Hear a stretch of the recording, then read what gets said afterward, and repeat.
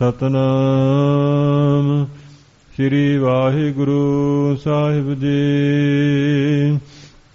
ਸ੍ਰੀ ਰਾਗ ਮਹੱਲਾ ਪਹਿਲਾ। ਰੇ ਮਨ ਐਸੀ ਹਰਿ ਸਿਉ ਪ੍ਰੀਤ ਕਰ, ਜੈਸੀ ਜਲ ਕਮਲੇ।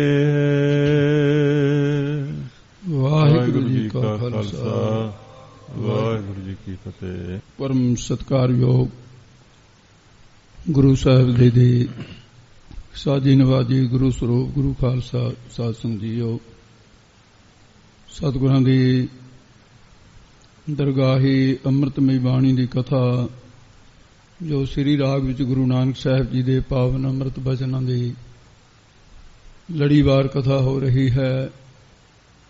ਸੋ ਆਓ ਮਨ ਬਿਰਤੀਆਂ ਇਕਾਗਰ ਕਰੋ। ਸ੍ਰੀ ਰਾਗ ਦੇ ਅੰਦਰ ਗੁਰੂ ਨਾਨਕ ਸਾਹਿਬ ਮਹਾਰਾਜ ਜਿਸ ਪ੍ਰਕਾਰ ਕਿਰਪਾ ਕਰ ਰਹੇ ਹਨ, ਲੜੀਵਾਰ ਚਲਦੀ ਹੋਈ ਕਥਾ ਦਾ ਆਨੰਦ ਮਾਣੀਏ। ਮਨ ਇਕਾਗਰ ਕਰਕੇ ਸੁਣੋ ਜੀ। ਸ੍ਰੀ ਰਾਗ ਮਹੱਲਾ ਪਹਿਲਾ। ਸ੍ਰੀ ਰਾਗ ਦੇ ਅੰਦਰ ਗੁਰੂ ਨਾਨਕ ਸਾਹਿਬ ਮਹਾਰਾਜ ਜੀ ਨੇ ਇਹ ਪਾਵਨ ਸ਼ਬਦ ਦੀ ਜਿਹੜੀ ਰਹਾਉ ਵਾਲੀ ਤੁਕ ਹੈ, ਉਹਦੇ ਵਿੱਚ ਆਪ ਜੀ ਨੇ ਫਰਮਾਨ ਕੀਤਾ, ਮਨ ਰੇ ਕਿਉਂ ਛੂਟ ਹੈ ਬਿਨ ਪਿਆਰ। ਇਹ ਰਹਾਉ ਵਾਲੀ ਤੁਕ ਦੇ ਸਿਧਾਂਤ ਹੈ। ਇਸ ਕਰਕੇ ਹੇ ਮਨ, ਜਿਤਨਾ ਚਿਰ ਤੇਰਾ ਵਾਹਿਗੁਰੂ ਨਾਲ ਪ੍ਰੇਮ ਨਹੀਂ ਲੱਗਦਾ, ਉਤਨੀ ਦੇਰ ਤੱਕ ਤੂੰ ਜੰਮਣ ਮਰਨ ਤੋਂ ਛੁੱਟ ਨਹੀਂ ਸਕਦਾ। ਇਹਦੇ ਜੇ ਮਨ ਪੁੱਛੇ ਵੀ ਮੈਂ ਪ੍ਰਭੂ ਨਾਲ ਪ੍ਰੀਤੀ ਕਿਵੇਂ ਕਰਾਂ, ਤਾਂ ਸਤਿਗੁਰੂ ਮਹਾਰਾਜ ਜੀ ਪ੍ਰਮਾਣ ਦੇ ਕੇ ਫਿਰ ਦੱਸਦੇ ਹੈ ਕਿ ਮਨ ਨੂੰ ਪ੍ਰੀਤੀ ਕਰਨ ਦਾ ਢੰਗ ਤਰੀਕਾ ਦੱਸਦੇ ਹਨ। ਰੇ ਮਨ ਐਸੀ ਹਰਿ ਸਿਉ ਪ੍ਰੀਤ ਕਰ। ਰੇ ਹੇ ਮਨ, ਹਰੀ ਪਰਮੇਸ਼ਰ ਵਾਹਿਗੁਰੂ ਜੋ ਹੈ ਉਹਦੇ ਨਾਲ ਐਸੀ ਇਹੋ ਜੀ ਪ੍ਰੀਤੀ ਕਰ। ਕਿਹੋ ਜੀ ਪ੍ਰੀਤੀ ਕਰ ਦੱਸਦੇ ਹਨ। ਜੈਸੀ ਜਲ ਕਮਲੇ।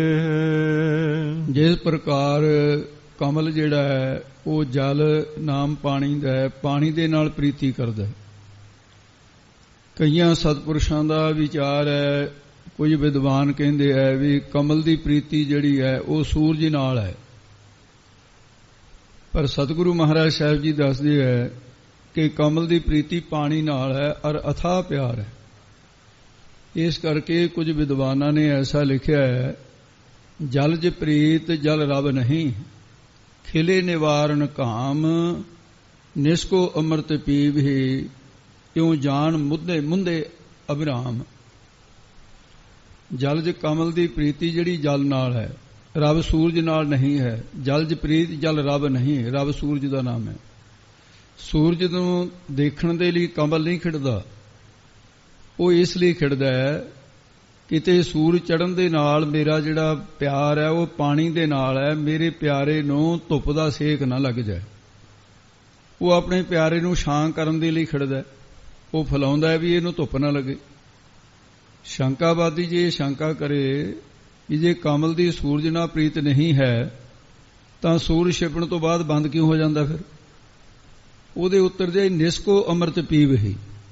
ਰਾਤ ਨੂੰ ਚੰਦਰਮਾ ਦੇ ਵਿੱਚੋਂ ਅੰਮ੍ਰਿਤ ਰੂਪ ਕਿਰਨਾਂ ਝਰਦੀਆਂ ਹਨ।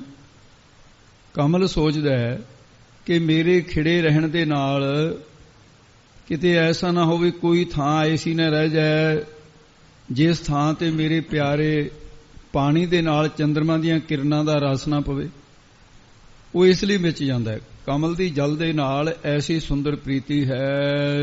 ਲਹਿਰੀ ਨਾਲ ਪਛਾੜੀ ਹੈ। ਫਿਰ ਕਮਲ ਨੂੰ ਪਾਣੀ ਭਾਵੇਂ ਲਹਿਰਾਂ ਦੇ ਨਾਲ ਪਛਾੜ ਦਿੰਦਾ ਹੈ।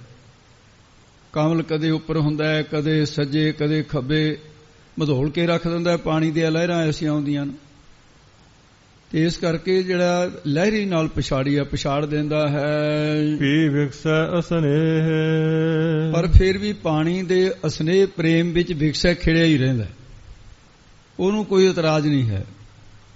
ਇਸ ਪ੍ਰਕਾਰ ਹੈ ਮਨ, ਤੂੰ ਵੀ ਪਰਮੇਸ਼ਰ ਦੇ ਨਾਲ ਕਮਲ ਵਾਂਗ ਪ੍ਰੀਤੀ ਕਰ।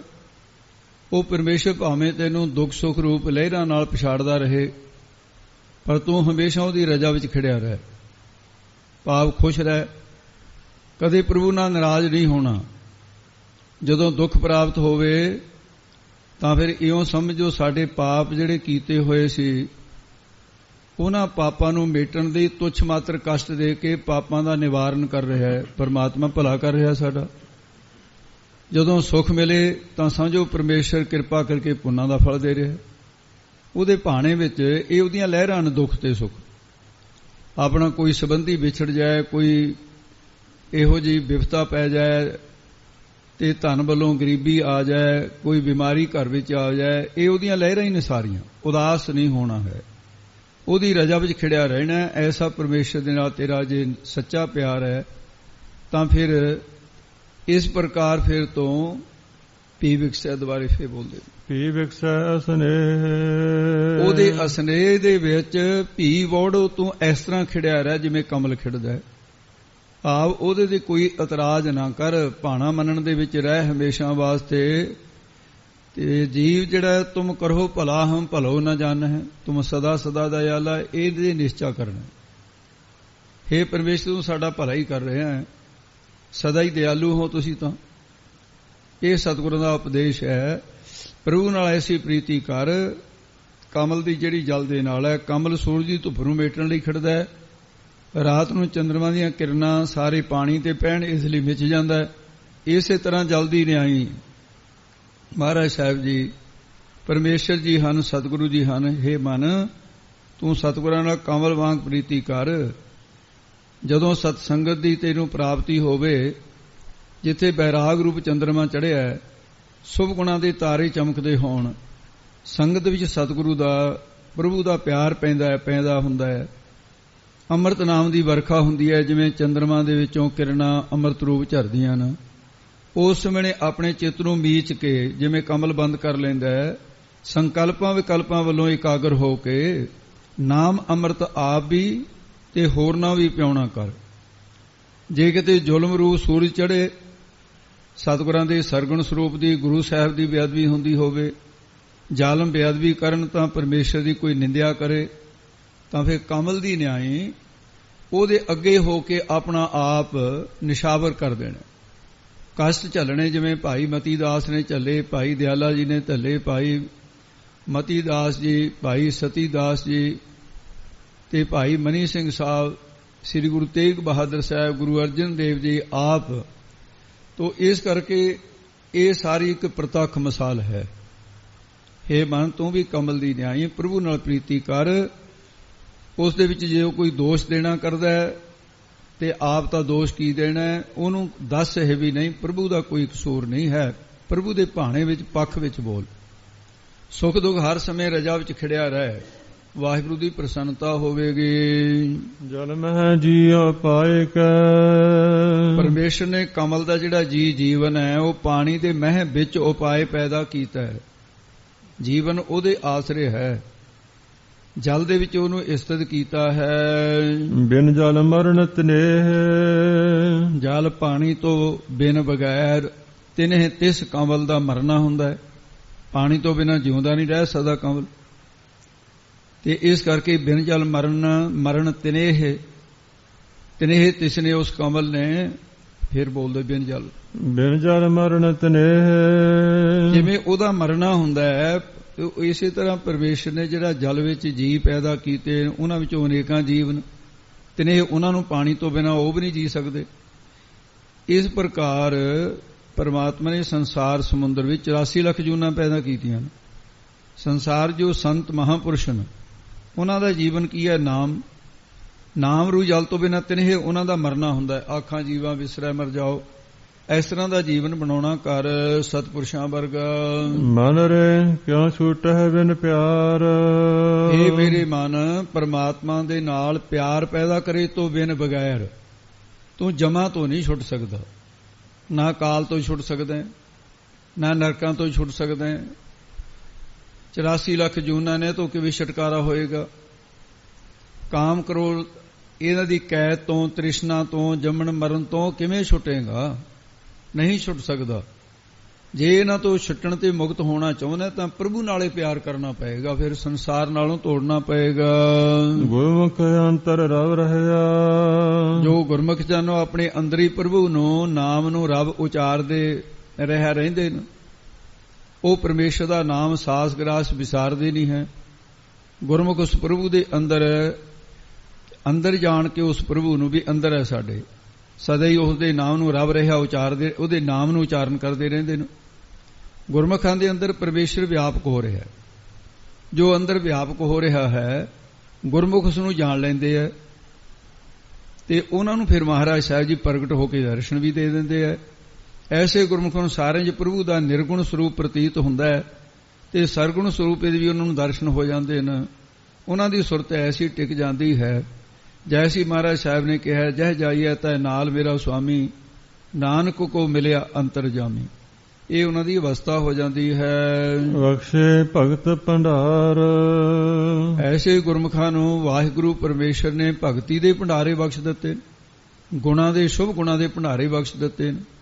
ਉਹਨਾਂ ਦਾ ਹਿਰਦਾ ਭਗਤੀ ਦਾ ਭੰਡਾਰਾ ਬਣ ਗਿਆ।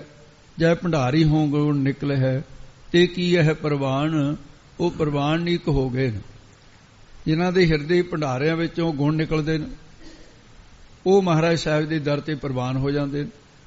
ਉਹਨਾਂ ਦਾ ਹਿਰਦਾ ਪ੍ਰਭੂ ਸ਼ਰਧਾ ਆਦਿ ਸ਼ੁਭ ਗੁਣਾਂ ਨਾਲ ਭਗਤੀ ਦਾ ਭੰਡਾਰਾ ਬਣਾ ਦਿੱਤਾ ਹੈ। ਅਸਾਈ ਦੇ ਕੇ ਫਰਮਾਉਂਦੇ ਆ ਜੀ, ਰੇ ਮਨ ਐਸੀ ਹਰਿ ਸਿਉ ਪ੍ਰੀਤ ਕਰ। ਇਹ ਪਿਆਰੇ ਮਨ ਹਰੀ ਪਰਮੇਸ਼ਰ ਵਾਹਿਗੁਰੂ ਜੋ ਸਾਰਿਆਂ ਦੇ ਪਾਪਾਂ ਨੂੰ ਹਰਨ ਵਾਲਾ ਹੈ। ਜਿਵੇਂ ਭਗਵਾਨ ਕ੍ਰਿਸ਼ਨ ਜੀ ਨੇ ਹਰੀ ਹਰਤੀ ਪਾਪਾਨੀ ਦੁਸ਼ਟ ਚਿਤ੍ਰ ਵੀ ਸਿਮਰਤਾ, ਤੇ ਐਸਾ ਜੋ ਪਾਪਾਂ ਨੂੰ ਹਰਨ ਵਾਲਾ ਹੈ ਐਸੇ ਪ੍ਰਭੂ ਦੇ ਨਾਲ ਸਿਉਂ ਦਾ ਅਰਥ ਹੀ ਨਾਲ ਹੁੰਦਾ ਹੈ। ਐਸੀ ਅਜਿਹੀ ਪ੍ਰੀਤੀ ਕਰ ਜਿਵੇਂ ਅੱਗੇ ਪ੍ਰਮਾਣ ਦੇ ਕੇ ਦੱਸਦੇ ਹਨ। ਜੈਸੀ ਮਛਲੀ ਨੀਰ, ਜਿਸ ਤਰ੍ਹਾਂ ਮੱਛੀ ਦਾ ਨੀਰ ਪਾਣੀ ਦੇ ਨਾਲ ਪ੍ਰੀਤੀ ਹੈ, ਮੱਛੀ ਦਾ ਪਾਣੀ ਨਾਲ ਐਸਾ ਪ੍ਰੇਮ ਹੈ। ਜੋ ਅਧ ਕੋ ਤਿਉ ਸੁਖ ਕਣ, ਜਿਵੇਂ ਮੱਛੀ ਅਧ ਕੋ ਬਹੁਤਾ ਹੋਵੇ ਨਾ ਪਾਣੀ, ਜਿਵੇਂ ਪਾਣੀ ਵੱਧਦਾ ਜਾਵੇ ਜਿੱਥੇ ਮੱਛੀ ਰਹਿੰਦੀ ਹੈ, ਪਾਣੀ ਅਧ ਕੋ ਬਹੁਤਾ ਹੋਵੇ ਤਿਉਂ ਉਵੇਂ ਹੀ ਮੱਛੀ ਘਣੋਂ ਕੀ ਬਹੁਤਾ ਸੁਖ ਮੰਨਦੀ ਹੈ। ਤੇ ਇਸ ਕਰਕੇ ਇਸੇ ਬਹੁਤੇ ਪਾਣੀ ਵਿੱਚ ਰਹਿਣ ਵਾਲੀ ਮੱਛੀ ਦੇ ਮਨ ਦੇ ਵਿੱਚ ਮਨ ਤਨ ਸ਼ਾਂਤ ਸਰੀਰ, ਮੱਛੀ ਦੇ ਮਨ ਨੂੰ ਵੀ ਸੁਖ ਖੁਸ਼ੀ ਮਨ ਨੂੰ ਹੋਣੀ ਹੈ। ਤਨ ਹੈ ਜਿਹੜਾ ਤਪਸ਼ ਤੋਂ ਠੰਡਾ ਹੋ ਗਿਆ ਤੇ ਉਹ ਵੀ ਇਹਦਾ ਸ਼ਾਂਤ ਹੋ ਜਾਂਦਾ ਹੈ। ਹੁਣ ਇੱਥੇ ਤਨ ਤੇ ਸਰੀਰ ਦੋ ਪਦ ਪਏ ਹੈ। ਇਹਨਾਂ ਦੋਨਾਂ ਪਦਾਂ ਨੂੰ ਸਮਝਣ ਦੀ ਲੋੜ ਹੈ। ਜਿੱਥੇ ਸਰੀਰ ਦੇ ਨਾਲ ਚਾਹੇ ਤਾਂ ਦੇਹ ਆ ਜਾਵੇ, ਤਨ ਦੇ ਨਾਲ ਦੇਹ ਆ ਜਾਵੇ ਜਾਂ ਤਨ ਦੇ ਨਾਲ ਸਰੀਰ ਆ ਜਾਵੇ, ਉੱਥੇ ਤਨ ਦਾ ਅਰਥ ਫਿਰ ਸਰੀਰ ਨਹੀਂ ਹੋਏਗਾ, ਦੇਹ ਨਹੀਂ ਹੋਏਗੀ। ਉੱਥੇ ਤਨ ਦਾ ਅਰਥ ਹੋਗਾ ਸਮੇਤ, ਸਹਿਤ। ਹੁਣ ਇੱਥੇ ਸਰੀਰ ਪਿਆ, ਇੱਥੇ ਤਨ ਦਾ ਅਰਥ ਮਨ ਤਨ ਕੀਏ ਸਮੇਤ ਸਰੀਰ ਦੇ, ਤੇ ਜਾਂ ਮਨ ਦੇ ਤਨ ਕੀਏ ਸਮੇਤ ਸਰੀਰ ਸ਼ਾਂਤ ਹੋ ਜਾਂਦਾ ਹੈ, ਠੰਡਾ ਹੋ ਜਾਂਦਾ ਹੈ। ਬਿਨ ਜਲ ਘੜੀ ਨਾ ਜੀਵੇ, ਜਲ ਤੋਂ ਬਿਨਾਂ ਮੱਛਲੀ ਜਿਹੜੀ ਹੈ ਇੱਕ ਘੜੀ ਮਾਤਰ ਨਹੀਂ ਜਿਉਂਦੀ ਰਹਿ ਸਕਦੀ। ਤੇ ਪਾਣੀ ਨਾਲੋਂ ਵਿਛੜ ਕੇ ਮੱਛੀ ਦੀ ਹਾਲਤ ਜਿਹੜੀ ਹੈ ਉਹ ਐਸੀ ਤੜਫਦੇ ਜਿਵੇਂ ਦਾਣਾ ਨਹੀਂ ਭੁੱਜਦੇ, ਭੱਠ ਦੇ ਉੱਤੇ ਭੁੱਜਦਾ ਹੁੰਦਾ। ਇਸ ਕਰਕੇ ਐਸੀ ਜਿਹੜੀ ਉਹਦੀ ਮੱਛੀ ਦੀ ਹਾਲਤ ਹੈ ਪਾਣੀ ਤੋਂ ਵਿਛੜ ਕੇ। ਪ੍ਰਭ ਜਾਣੈ ਅਬ ਪੀਰ, ਅਬ ਨਾਮ ਹਿਰਦੇ ਦਾ, ਪੀਰ ਨਾਮ ਹੈ ਪੀੜਾ ਦਾ। ਉਹਦੇ ਅਬ ਹਿਰਦੇ ਦੀ ਪੀੜਾ ਨੂੰ ਵਾਹਿਗੁਰੂ ਜਾਣਦਾ, ਹੋਰ ਨਹੀਂ ਕੋਈ ਜਾਣਦਾ। ਤੇ ਪਾਣੀ ਜਿਹੜਾ ਮੱਛੀ ਦੀ ਪੀੜਾ ਨੂੰ ਨਹੀਂ ਸਮਝਦਾ, ਇੱਕ ਅੰਗੀ ਪ੍ਰੀਤੀ ਹੈ ਇਹ। ਪਾਣੀ ਦਾ ਮੱਛੀ ਦੇ ਨਾਲ ਪ੍ਰੇਮ ਨਹੀਂ ਹੈ। ਪਾਣੀ ਨੇ ਕਦੇ ਨਹੀਂ ਖਿਆਲ ਕੀਤਾ ਵੀ ਮੱਛੀ ਮੇਰੇ ਨਾਲ ਦਿਲੋਂ ਪ੍ਰੇਮ ਕਰਦੀ ਹੈ, ਮੈਂ ਇਹਦੀ ਰੱਖਿਆ ਕਰਾਂ, ਇਹਨੂੰ ਫੰਦਕ ਤੋਂ ਬਚਾਵਾਂ। ਇਹ ਇੱਕ ਅੰਗੀ ਪ੍ਰੀਤੀ ਹੈ। ਪਰ ਪਰਮੇਸ਼ਰ ਇਸ ਤਰ੍ਹਾਂ ਦਾ ਨਹੀਂ ਹੈ। ਉਹ ਪ੍ਰਭੂ ਦਿਲ ਦੀ ਪੀੜਾ ਨੂੰ ਜਾਣਦਾ ਹੈ, ਦੁੱਖਾਂ ਨੂੰ ਮੇਟਣ ਵਾਲਾ ਹੈ। ਪ੍ਰਭੂ ਨੇ ਆਪਣਾ ਅਨੰਤ ਭਗਤਾਂ ਦੀ ਰੱਖਿਆ ਕੀਤੀ ਹੈ, ਪਿੱਛੇ ਵੀ ਕੀਤੀ ਹੈ, ਹੁਣ ਵੀ ਕਰਦੇ, ਅੱਗੇ ਨੂੰ ਕਰਦੇ ਰਹਿਣਗੇ। ਤੇ ਗੁਰੂ ਗੋਬਿੰਦ ਸਿੰਘ ਸਾਹਿਬ ਦਾ ਰੂਪ ਧਾਰਨ ਕਰਕੇ ਹੁਸ਼ਿਆਰਪੁਰ ਭਾਈ ਜੋਗਾ ਸਿੰਘ ਦੀ ਰੱਖਿਆ ਕਰਨ ਵਾਸਤੇ ਚੌਕੀਦਾਰ ਬਣ ਕੇ ਪਹਿਰਾ ਦਿੱਤਾ। ਤੇ ਇਹ ਜਿਹੜੀ ਪ੍ਰੀਤੀ ਹੈ ਦੋ ਅੰਗੀ ਹੈ। ਉਹ ਪਰਮੇਸ਼ਰ ਸਾਡੀ ਪੀੜਾ ਨੂੰ ਸਮਝਦਾ ਹੈ, ਰੱਖਿਆ ਕਰਦਾ ਹੈ। ਛੇਵੇਂ ਪਾਤਸ਼ਾਹ ਨੇ ਤਪਦੀ ਭੱਠ ਜਿਹੜੀ ਸੀ ਵਿਧੀ ਚੰਦ ਦੀ ਠੰਡੀ ਕਰ ਦਿੱਤੀ ਹੈ। ਮਹਾਰਾਜ ਦੇ ਭਰੋਸੇ ਭੱਟ ਸਾਹਿਬ ਗੁਰਦੁਆਰਾ ਹੁਣ ਤੱਕ ਇਹਦੀ ਸ਼ਾਂਕ ਭਰਦਾ ਹੈ, ਤਿਲ ਮਾਤਰ ਵੀ ਸੇਕ ਨਹੀਂ ਲੱਗਣ ਦਿੱਤਾ। ਇਸੇ ਕਰਕੇ ਭਾਈ ਗੁਰਦਾਸ ਸਾਹਿਬ ਜੀ ਨੇ ਪ੍ਰਮਾਣ ਦਿੱਤਾ ਹੈ, ਚਰਨ ਸਰਨ ਗੁਰ ਏਕ ਪੈਂਡਾ ਜਾਈ ਚੱਲ, ਸਤਿਗੁਰੂ ਕੋਟ ਪੈਂਡਾ ਆਗੇ ਹੋਏ ਲੇਤ ਹੈ। ਇਹ ਦੋ ਅੰਗੀ ਪ੍ਰੀਤੀ ਹੈ। ਤੇ ਇਸ ਕਰਕੇ ਫਰਮਾਨ ਕਰਦੇ ਹਨ ਜੇ ਰੇ ਮਨ ਐਸੀ ਹਰਿ ਸਿਉ ਪ੍ਰੀਤ ਕਰ। ਯਾਨੀ ਜਿਨ੍ਹਾਂ ਦੇ ਪ੍ਰਮਾਣਿਤ ਤੇ ਇਹਨਾਂ ਨਾਲੋਂ ਵੀ ਪ੍ਰੀਤੀ ਸ੍ਰੇਸ਼ਟ ਦੋਨਾਂ ਪੱਖਾਂ ਦੀ ਪ੍ਰੀਤੀ ਹੈ, ਜਿਹੜੀ ਗੁਰੂ ਤੇ ਸਿੱਖ ਦੀ ਹੈ, ਪਰਮਾਤਮਾ ਤੇ ਪਰਮਾਤਮਾ ਦੀ ਭਗਤੀ ਹੈ। ਰੇ ਮਨ ਐਸੀ ਹਰਿ ਸਿਉ ਪ੍ਰੀਤ ਕਰ, हे ਮੇਰੇ ਮਨ ਤੋਂ ਪਰਮੇਸ਼ਰ ਨਾਲ ਇਹੋ ਜੀ ਪ੍ਰੀਤੀ ਕਰ ਤੋਂ ਜੈਸੀ ਚਾਤਰਕ ਮੇਹ। ਚਾਤਰਕ ਨਾਮ ਹੈ ਬਬੀਹੇ ਦਾ, ਮੇਹ ਨਾਮ ਹੈ ਬਦਲਾਂ ਦਾ। ਚਾਤਰਕ ਦੀ ਬਬੀਹੇ ਦੀ ਜਿਵੇਂ ਬਦਲਾਂ ਦੇ ਨਾਲ ਪ੍ਰੀਤੀ ਹੈ, ਇਸ ਪ੍ਰਕਾਰ ਦੀ ਪ੍ਰੀਤੀ ਕਰ। ਸਰ ਪਰ ਥਲ ਹਰਿਆਵਲੇ। ਜਦੋਂ ਮੀਂਹ ਪੈਂਦਾ ਹੈ ਸਰ ਸਰੋਵਰ ਉਹ ਪਾਣੀ ਦੇ ਨਾਲ ਭਰ ਜਾਂਦੇ ਆ ਵਰਖਾ ਹੋਣ ਕਰਕੇ, ਔਰ ਸਾਰੀ ਜਗ੍ਹਾ ਹਰਿਆਵਲਾਂ ਆ ਜਾਂਦੀਆਂ ਨੇ। ਤੇ ਮਾਰੂ ਥਲਾਂ ਦੇ ਟਿੱਬਿਆਂ ਦੇ ਖੁਸ਼ਕ ਇਲਾਕੇ ਦੇ ਵਿੱਚ ਵੀ ਹਰਿਆਵਲਾਂ ਆ ਜਾਂਦੀਆਂ ਨੇ। ਪਰ ਇੰਨਾ ਕੁਝ ਹੋਣ ਦੇ ਬਾਵਜੂਦ ਵੀ ਭਾਵੇਂ ਸਰੋਵਰ ਭਰ ਗਏ, ਤਲਾਬ ਭਰ ਗਏ, ਤੇ ਉੱਚੀਆਂ ਨੀਵੀਆਂ ਥਾਵਾਂ ਤੇ ਸਾਰੀ ਜਗ੍ਹਾ ਹਰਿਆਵਲਾਂ ਆ ਗਈਆਂ। ਇੱਕ ਬੂੰਦ ਨਾ ਪਵਈ ਕੇਹ। ਪਰ ਜੇ ਬਬੀਹੇ ਨੂੰ ਇੱਕ ਸਵਾਂਤੀ ਬੂੰਦ ਦੀ ਪ੍ਰਾਪਤੀ ਨਹੀਂ ਹੋਈ, ਉਹ ਬੂੰਦ ਬੱਦਲਾਂ ਵਿੱਚੋਂ ਨਹੀਂ ਬਰਸੀ, ਤੇ ਇੰਨਾ ਬਰਸਿਆ ਹੋਇਆ ਪਾਣੀ ਕਿਸ ਗਿਣਤੀ ਵਿੱਚ ਹੈ। ਇਹ ਪਾਣੀ ਬਬੀਹੇ ਦੇ ਕਿਸੇ ਕੰਮ ਨਹੀਂ ਆਇਆ, ਕਿਉਂਕਿ ਇਹਦੇ ਨਾਲ ਬਬੀਹੇ ਦੀ ਤ੍ਰੇਹ ਨਹੀਂ ਮਿਟਦੀ। ਏਕ ਬੂੰਦ ਜਲ ਕਾਰਨੇ ਚਾਤਰਕ ਦੁਖ ਪਾਵੈ, ਪ੍ਰਾਨ ਗਏ ਸਾਗਰ ਮਿਲੈ ਪੁਨ ਕਾਮ ਨ ਆਵੈ। ਸੁਣਿਆ ਜਾਂਦਾ ਹੈ ਧਿਆਨਿਆਂ ਤੋਂ, ਕਥਨੀ ਦੇ ਵਿੱਚ, ਗ੍ਰੰਥਾਂ ਵਿੱਚ ਇੱਕ ਪਰੰਪਰਾ ਤੋਂ ਬਾਤ ਚਲੀ ਆ ਰਹੀ ਹੈ ਕਿ ਪਪੀਹਾ ਜਿਹੜਾ ਹੈ ਇਹਦੇ ਕੰਠ ਦੇ ਵਿੱਚ ਛੋਟੀ ਜਿਹੀ ਬਰੀਕ ਜਿਹਾ ਸੁਰਾਖ ਹੁੰਦਾ ਹੈ। ਜੇ ਮੂੰਹ ਨਾਲ ਪਾਣੀ ਪੀਂਦਾ ਤਾਂ ਕੰਠ ਵਿੱਚੋਂ ਨਿਕਲ ਜਾਂਦਾ ਹੈ। ਉਹ ਛੋਟੀ ਜਿਹੀ ਸਵਾਂਤੀ ਬੂੰਦ ਉਹਦੇ ਕੰਠ ਵਿੱਚ ਜਦੋਂ ਪੈਂਦੀ ਹੈ, ਉਹਦੀ ਤ੍ਰੇਹ ਮੁੱਕ ਜਾਂਦੀ। ਤੇ ਇਹ ਬਾਤ ਭਾਵੇਂ ਪ੍ਰਮਾਣ ਦੇਣ ਵਾਸਤੇ ਹੈ, ਅਸਲੀਅਤ ਹੈ ਵਾਹਿਗੁਰੂ ਜਾਣਦਾ ਹੈ, ਪਰ ਸਰ ਇਹ ਅੰਤਰੀ ਭਾਵ ਦੇ ਵਿੱਚ ਢੁਕਦੀ ਹੈ ਬਾਤ। ਸਰੋਵਰ ਦੀ ਨਿਆਈ ਕੀ ਹੈ, ਸਮੁੰਦਰ ਦੀ ਨਿਆਈ, ਵੇਦ ਸ਼ਾਸਤਰ, ਉਹਨਾਂ ਦਾ ਜਿਹੜਾ ਗਿਆਨ ਹੈ ਉਹ ਗਿਆਨ ਰੂਪ ਪਾਣੀ ਨਾਲ ਭਰੇ ਹੋਏ। ਥਲਾਂ ਦੀ ਨਿਆਈ ਖੁਸ਼ਕ ਚਿੱਤ ਵਾਲੇ ਜਿਤਨੇ ਰਿੱਧੀਆਂ ਸਿੱਧੀਆਂ ਦੇ ਮਾਲਕ ਨੇ, ਉਹ ਸਕਾਮੀ ਪੁਰਸ਼ ਪਦਾਰਥਾਂ ਦੀ ਹਰਿਆਵਲਤਾ ਦੇ ਸਹਿਤ ਹੋ ਰਹੇ ਨੇ। ਉਹਨਾਂ ਕੋਲ ਰਿੱਧੀਆਂ ਸਿੱਧੀਆਂ ਤੇ ਹੋਰ ਪਦਾਰਥ ਹੈ, ਪਰ ਬਬੀਹੇ ਦੀ ਨਿਆਈ ਜਿਹੜਾ ਉੱਤਮ ਅਧਿਕਾਰੀ ਹੈ, ਉਸ ਨੂੰ ਜੇਕਰ ਅਭੇਦ ਨਿਸ਼ਚੇ ਰੂਪ, ਜਿਹੜਾ ਅਭੇਦ ਨਿਸ਼ਚਾ ਕਰਨ ਵਾਲੀ ਜੀਵ ਈਸ਼ ਦੀ ਏਕਤਾ ਵਾਲੀ ਮਹਾਵਾਕ ਰੂਪ ਸੁਬਾਂਤੀ ਬੂੰਦ ਨਾ ਮਿਲੇ, ਤਾਂ ਫਿਰ ਗਿਆਨ ਰੂਪ ਪਾਣੀ ਦੇ ਨਾਲ ਭਰੇ ਹੋਏ ਸਮੁੰਦਰ ਉਹਦੇ ਕਿਸ ਕੰਮ ਨੇ। ਉੱਤਮ ਅਧਿਕਾਰੀ ਕੇਵਲ ਅਭੇਦ ਬੋਧ ਰੂਪ ਸਵਾਂਤੀ ਬੂੰਦ ਦੀ ਚਾਹਵਾਨ ਹੈ। ਸਵਾਂਤ ਨਛੱਤਰ ਦੇ ਵਿੱਚ 27 ਨਛੱਤਰ ਨੇ, ਹਰ ਬੂੰਦ ਸਵਾਂਤੀ ਨਹੀਂ ਹੁੰਦੀ। ਸਵਾਂਤ ਨਛੱਤਰ ਦੇ ਵਿੱਚ ਜਿਹੜੀ ਬੂੰਦ ਵਰਸਦੀ ਹੈ ਉਹਨੂੰ ਸਵਾਂਤੀ ਬੂੰਦ ਕਹਿੰਦੇ ਨੇ। ਉਹਦੀ ਤਾਸੀਰ ਬਬੀਹੇ ਲਈ ਉਹ ਵੱਖਰੀ ਮੰਨੀ ਜਾਂਦੀ ਹੈ। ਕਰਮ ਮਿਲੈ ਸੋ ਪਾਈਐ। ਇਸ ਪ੍ਰਕਾਰ ਬਬੀਹੇ ਦੇ ਚੰਗੇ ਕਰਮ ਹੋਣ, ਪਰਮੇਸ਼ਰ ਦੀ ਕਰਮ ਕਿਰਪਾ ਹੋਵੇ, ਉਹ ਸਵਾਂਤੀ ਬੂੰਦ ਪ੍ਰਾਪਤ ਕਰਕੇ ਆਪਣੀ ਪਿਆਸ ਬੁਝਾ ਲੈਂਦਾ ਹੈ। ਉਹਦੀ ਪਿਆਸ ਬੁਝ ਜਾਂਦੀ ਹੈ। ਤੇ ਨਹੀਂ ਤਾਂ ਉਹਦਾ ਕਿਰਤ, ਅੱਗੇ ਦੱਸਦੇ ਨੇ, ਕਿਰਤ ਪਿਆ ਸਿਰ ਦੇਹ। ਨਹੀਂ ਤਾਂ ਉਹਦਾ ਕਿਰਤ ਅਜਿਹਾ ਲਿਖਿਆ ਪਿਆ ਹੈ ਕਿ ਉਹ ਸਵਾਂਤੀ ਬੂੰਦ ਨੂੰ ਤਰਸਦਾ ਆਪਣਾ ਸਿਰ ਦੇ ਦਿੰਦਾ ਹੈ, ਭਾਵ ਮਰ ਜਾਂਦਾ ਹੈ। ਉਹ ਕਿਵੇਂ? ਬਬੀਹਾ ਸਵਾਂਤੀ ਬੂੰਦ ਦੀ ਭਾਲ ਵਿੱਚ ਕਈ ਵਾਰੀ ਧੋਖਾ ਖਾ ਬੈਠਦਾ ਹੈ। ਤੇ ਕਿਤੇ ਜੰਗਲ ਨੂੰ ਅੱਗ ਲੱਗੀ ਹੈ, ਬਹੁਤ ਗੂੜਾ ਹਨੇਰਾ ਹੈ, ਤੇ ਉਹ ਬੱਦਲ ਨੇ ਕਰ ਲਿਆ। ਉਹ ਧੂਆਂ ਕੱਲਾ ਧੂਆਂ ਹੀ ਨਹੀਂ ਹੈ, ਇੱਕ ਤਾਂ ਜ਼ਹਿਰੀਲਾ ਮਾਦਾ ਉਹਦੇ 'ਚ ਘਾਹ ਫੂਸ ਸੜਿਆ, ਕੋਈ ਜ਼ਹਿਰੀਲੀ ਐਸੇ ਪਦਾਰਥ ਸੜ ਕੇ ਕਈ ਵਾਰੀ ਧੂਆਂ ਜਿਹੜਾ ਬੜਾ ਕੌੜਾ ਹੁੰਦਾ, ਅੱਖਾਂ 'ਚ ਪਾਣੀ ਆ ਜਾਂਦਾ। ਉਹ ਧੂਆਂ ਜਿਹੜਾ ਗਰਮ ਵੀ ਹੁੰਦਾ, ਤੇ ਉਹ ਖੁਸ਼ੀ ਦੇ ਵਿੱਚ ਨੱਠ ਕੇ ਜਾ ਕੇ ਉਹਦੇ ਵਿੱਚ ਜਾ ਵੜਦਾ ਵੀ ਬੱਦਲ ਆ ਗਿਆ, ਮੈਨੂੰ ਸਵਾਂਤੀ ਬੂੰਦ ਮਿਲੂ। ਉਹਦੇ ਵੜਨ ਦੀ ਦੇਰ ਹੈ, ਉਹਦਾ ਕਿਰਤ ਅਜਿਹਾ ਪਿਆ, ਉਹਦੀਆਂ ਅੱਖਾਂ ਮਾਰੀਆਂ ਜਾਂਦੀਆਂ ਨੇ। ਉਹ ਐਸਾ ਪ੍ਰਮਾਤਮਾ ਵਿਧਾਤਾ ਨੇ ਪਿਆ ਵੀ ਉਹਦੇ ਨਾਲ ਜ਼ਹਿਰੀਲੇ ਮਾਦੇ ਦੇ ਨਾਲ ਅੱਖਾਂ ਤੋਂ ਅੰਨਾ ਹੋ ਜਾਂਦਾ, ਬਲਕਿ ਅੱਗ ਦੇ ਵਿੱਚ ਸੜ ਹੀ ਜਾਂਦਾ, ਮਰ ਜਾਂਦਾ। ਜੇ ਪੂਰਬਲੇ ਨਿਸ਼ਕਾਮ ਕਰਮ ਕੀਤੇ ਹੋਣ, ਉਹਨਾਂ ਕਰਕੇ ਬੱਦਲ ਰੂਪ ਸਤਿਗੁਰੂ ਜੀ ਮਿਲ ਪੈਣ, ਫੇਰ ਤਾਂ ਠੀਕ ਹੈ। ਜੇਕਰ ਸਤਿਗੁਰੂ ਜੀ ਕਰਮ ਕਿਰਪਾ ਕਰਕੇ ਪ੍ਰਸੰਨ ਹੋ ਜਾਣ, ਤਾਂ ਉਹਨਾਂ ਦੀ ਕਿਰਪਾ ਦ੍ਰਿਸ਼ਟੀ ਨਾਲ ਉੱਤਮ ਅਧਿਕਾਰੀ ਸਤਿਗੁਰਾਂ ਪਾਸੋਂ ਜੀਵ ਈਸ਼ ਦੀ ਏਕਤਾ ਰੂਪ ਜਿਹੜਾ ਅਭੇਦ ਬੋਧ ਰੂਪ ਸਵਾਂਤੀ ਬੂੰਦ ਨੂੰ ਪਾ ਲੈਂਦਾ। ਪਰ ਜੇਕਰ ਉਹਨਾਂ ਸਤਿਗੁਰਾਂ ਨਾਲ ਮਿਲਾਪ ਨਾ ਹੋਵੇ, ਉਹਨਾਂ ਦਾ ਕਿਰਤ ਅਜਿਹਾ ਲਿਖਿਆ ਹੋਵੇ, ਧੂਏ ਦੀ ਨਹੀਂ ਪਖੰਡੀਆਂ ਦੇ ਕੋਲ ਜਾ ਕੇ ਉਹਨਾਂ ਨੂੰ ਗੁਰੂ ਧਾਰਨ ਕਰ ਲਿਆ। ਸਵਾਂਤੀ ਬੂੰਦ ਤਾਂ ਹੈ ਨਹੀਂ, ਅਭੇਦ ਬੋਧ ਰੂਪ। ਉਹ ਆਪਣਾ ਸੀਸ ਦੇ ਦਿੰਦਾ, ਉਹਨਾਂ ਨੂੰ ਜੀਵਨ ਤਬਾਹ ਕਰ ਲੈਂਦਾ।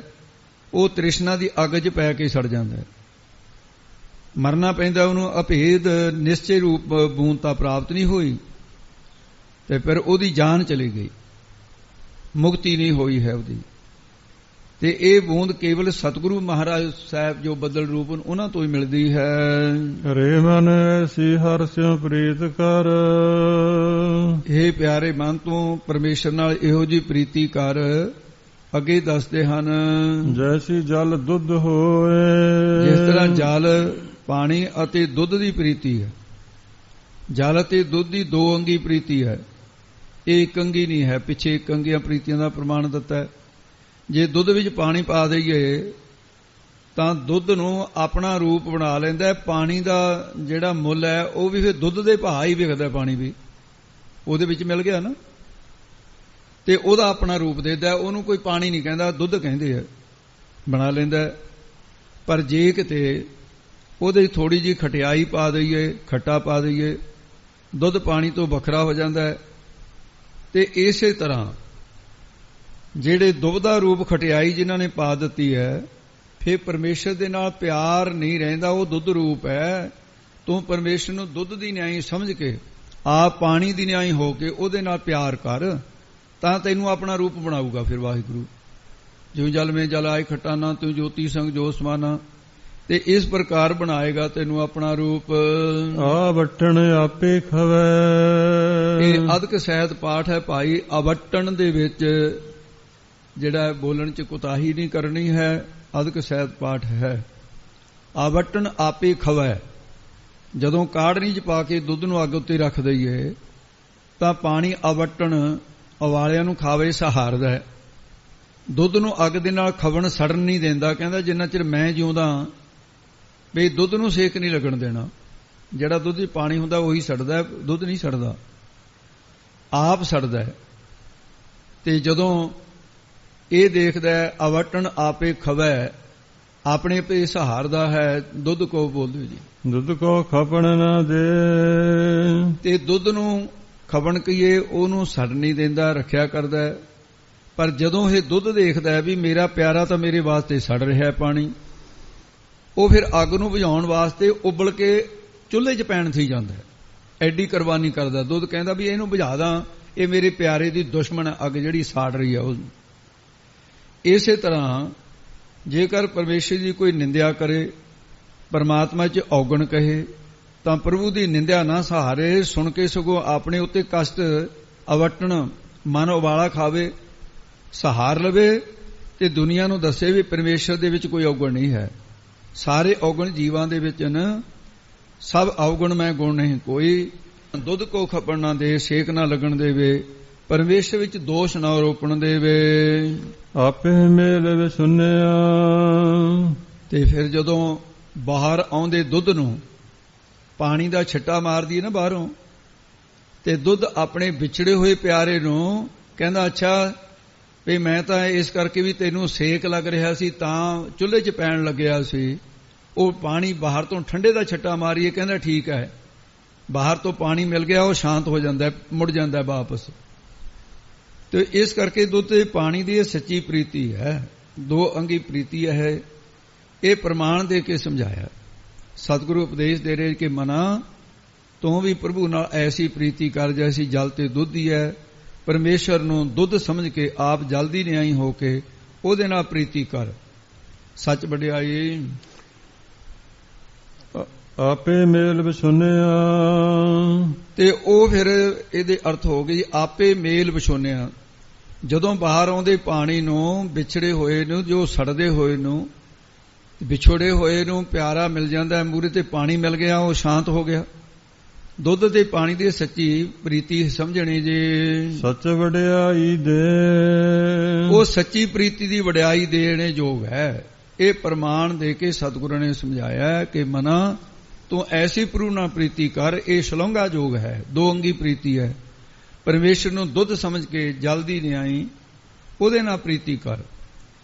ਇਹਦੇ ਅੰਤਰੀ ਭਾਵ ਦੇ ਵਿੱਚ ਇਸ ਤਰ੍ਹਾਂ ਹੈ ਕਿ ਪਾਣੀ ਨੂੰ ਸੜਦਾ ਦੇਖ ਕੇ ਦੁੱਧ ਅੱਗ ਬੁਝਾਉਣ ਲਈ ਜਿਵੇਂ ਬਾਹਰ ਆਉਂਦਾ ਹੈ, ਇਸੇ ਪ੍ਰਕਾਰ ਪਰਮੇਸ਼ਰ ਭਗਤਾਂ ਤੇ ਗੁਰਮੁਖਾਂ ਨੂੰ ਜਦੋਂ ਕੋਈ ਕਸ਼ਟ ਦੇਵੇ ਉਹ ਸਹਿਣ ਨਹੀਂ ਕਰਦਾ। ਉਹਨਾਂ ਦੀ ਰੱਖਿਆ ਕਰਨ ਲਈ, ਦੁਸ਼ਟਾਂ ਦਾ ਨਾਸ਼ ਕਰਨ ਵਾਸਤੇ ਆਪ ਆ ਜਾਂਦਾ ਹੈ। ਦੁੱਧ ਦੀ ਨੇ ਉਛਾਲਾ ਮਾਰਦਾ ਹੈ ਤੇ ਨੰਗੇ ਪੈਰੀਂ ਵੀ ਚੱਲਣ ਦੀ ਭਗਵਾਨ ਜੀ ਦੀ ਬਾਤ ਆਉਂਦੀ ਹੈ। ਗਜ ਹਸਤੀ ਕੇ ਪ੍ਰਾਨ ਉਵਾਰੀ ਵਾਲੇ ਜਿਹਦੇ ਉੱਥੇ ਬਚਾਇਆ ਹੈ। ਭਾਈ ਮੰਝ ਖੂਹ ਚ ਡਿੱਗਿਆ, ਨੰਗੇ ਪੈਰੀਂ ਆਏ ਗੁਰੂ ਅਰਜਨ ਦੇਵ ਜੀ। ਇਸ ਕਰਕੇ ਜਦੋਂ ਭਗਤ ਬੇਨਤੀ ਕਰਦੇ ਆ, ਜਿਵੇਂ ਪ੍ਰਹਲਾਦ ਨੇ ਕਿਹਾ, ਬੇਨਤੀ ਕੀਤੀ ਕਿ ਹੇ ਮਹਾਰਾਜ, ਉਹਨੇ ਕਿਹਾ ਪ੍ਰਹਲਾਦ ਮੰਗ। ਕਹਿੰਦੇ ਮਹਾਰਾਜ ਮੈਂ ਕੀ ਮੰਗਾਂ, ਜਦੋਂ ਮੇਰੀ ਰੱਖਿਆ ਕਰਨ ਵਾਸਤੇ ਤੱਤਿਆਂ ਥੰਮਾਂ 'ਚ ਪ੍ਰਗਟ ਹੋ ਗਏ ਤੇ ਆਪ ਮਹਾਰਾਜ ਕਿਰਪਾ ਕਰੋ। ਦੂਈ ਵਾਰ ਫੇਰ ਕਿਹਾ ਜੇ, ਕਹਿੰਦੇ ਭਗਵਾਨ ਜੀ ਫਿਰ ਮੈਂ ਇੱਕ ਆਪ ਜੀ ਦਾ ਬਚਨ ਮੰਨ ਕੇ ਮੰਨਦਾ ਵੀ ਆਹ ਜਿਹੜਾ ਮੇਰਾ ਪਿਤਾ ਮਰਿਆ ਪਿਆ ਹੈ ਤਾਂ ਸੰਤਾਂ ਦਾ ਦੁਖੀ ਸੀ, ਗਊ ਗਰੀਬ ਨੂੰ ਦੁੱਖ ਦੇਣ ਵਾਲਾ ਸੀ, ਪਰ ਫਿਰ ਵੀ ਮੈਂ ਇਹਦੀ ਅੰਸ਼ ਹਾਂ, ਮੈਂ ਇਹ ਤੋਂ ਪੈਦਾ ਹੋਇਆ, ਇਸ ਲਈ ਮੇਰੇ ਪਿਤਾ ਨੂੰ ਬਖਸ਼ ਦਿਓ, ਇਹਨਾਂ ਦੀ ਕਲਿਆਣ ਕਰ ਦਿਓ।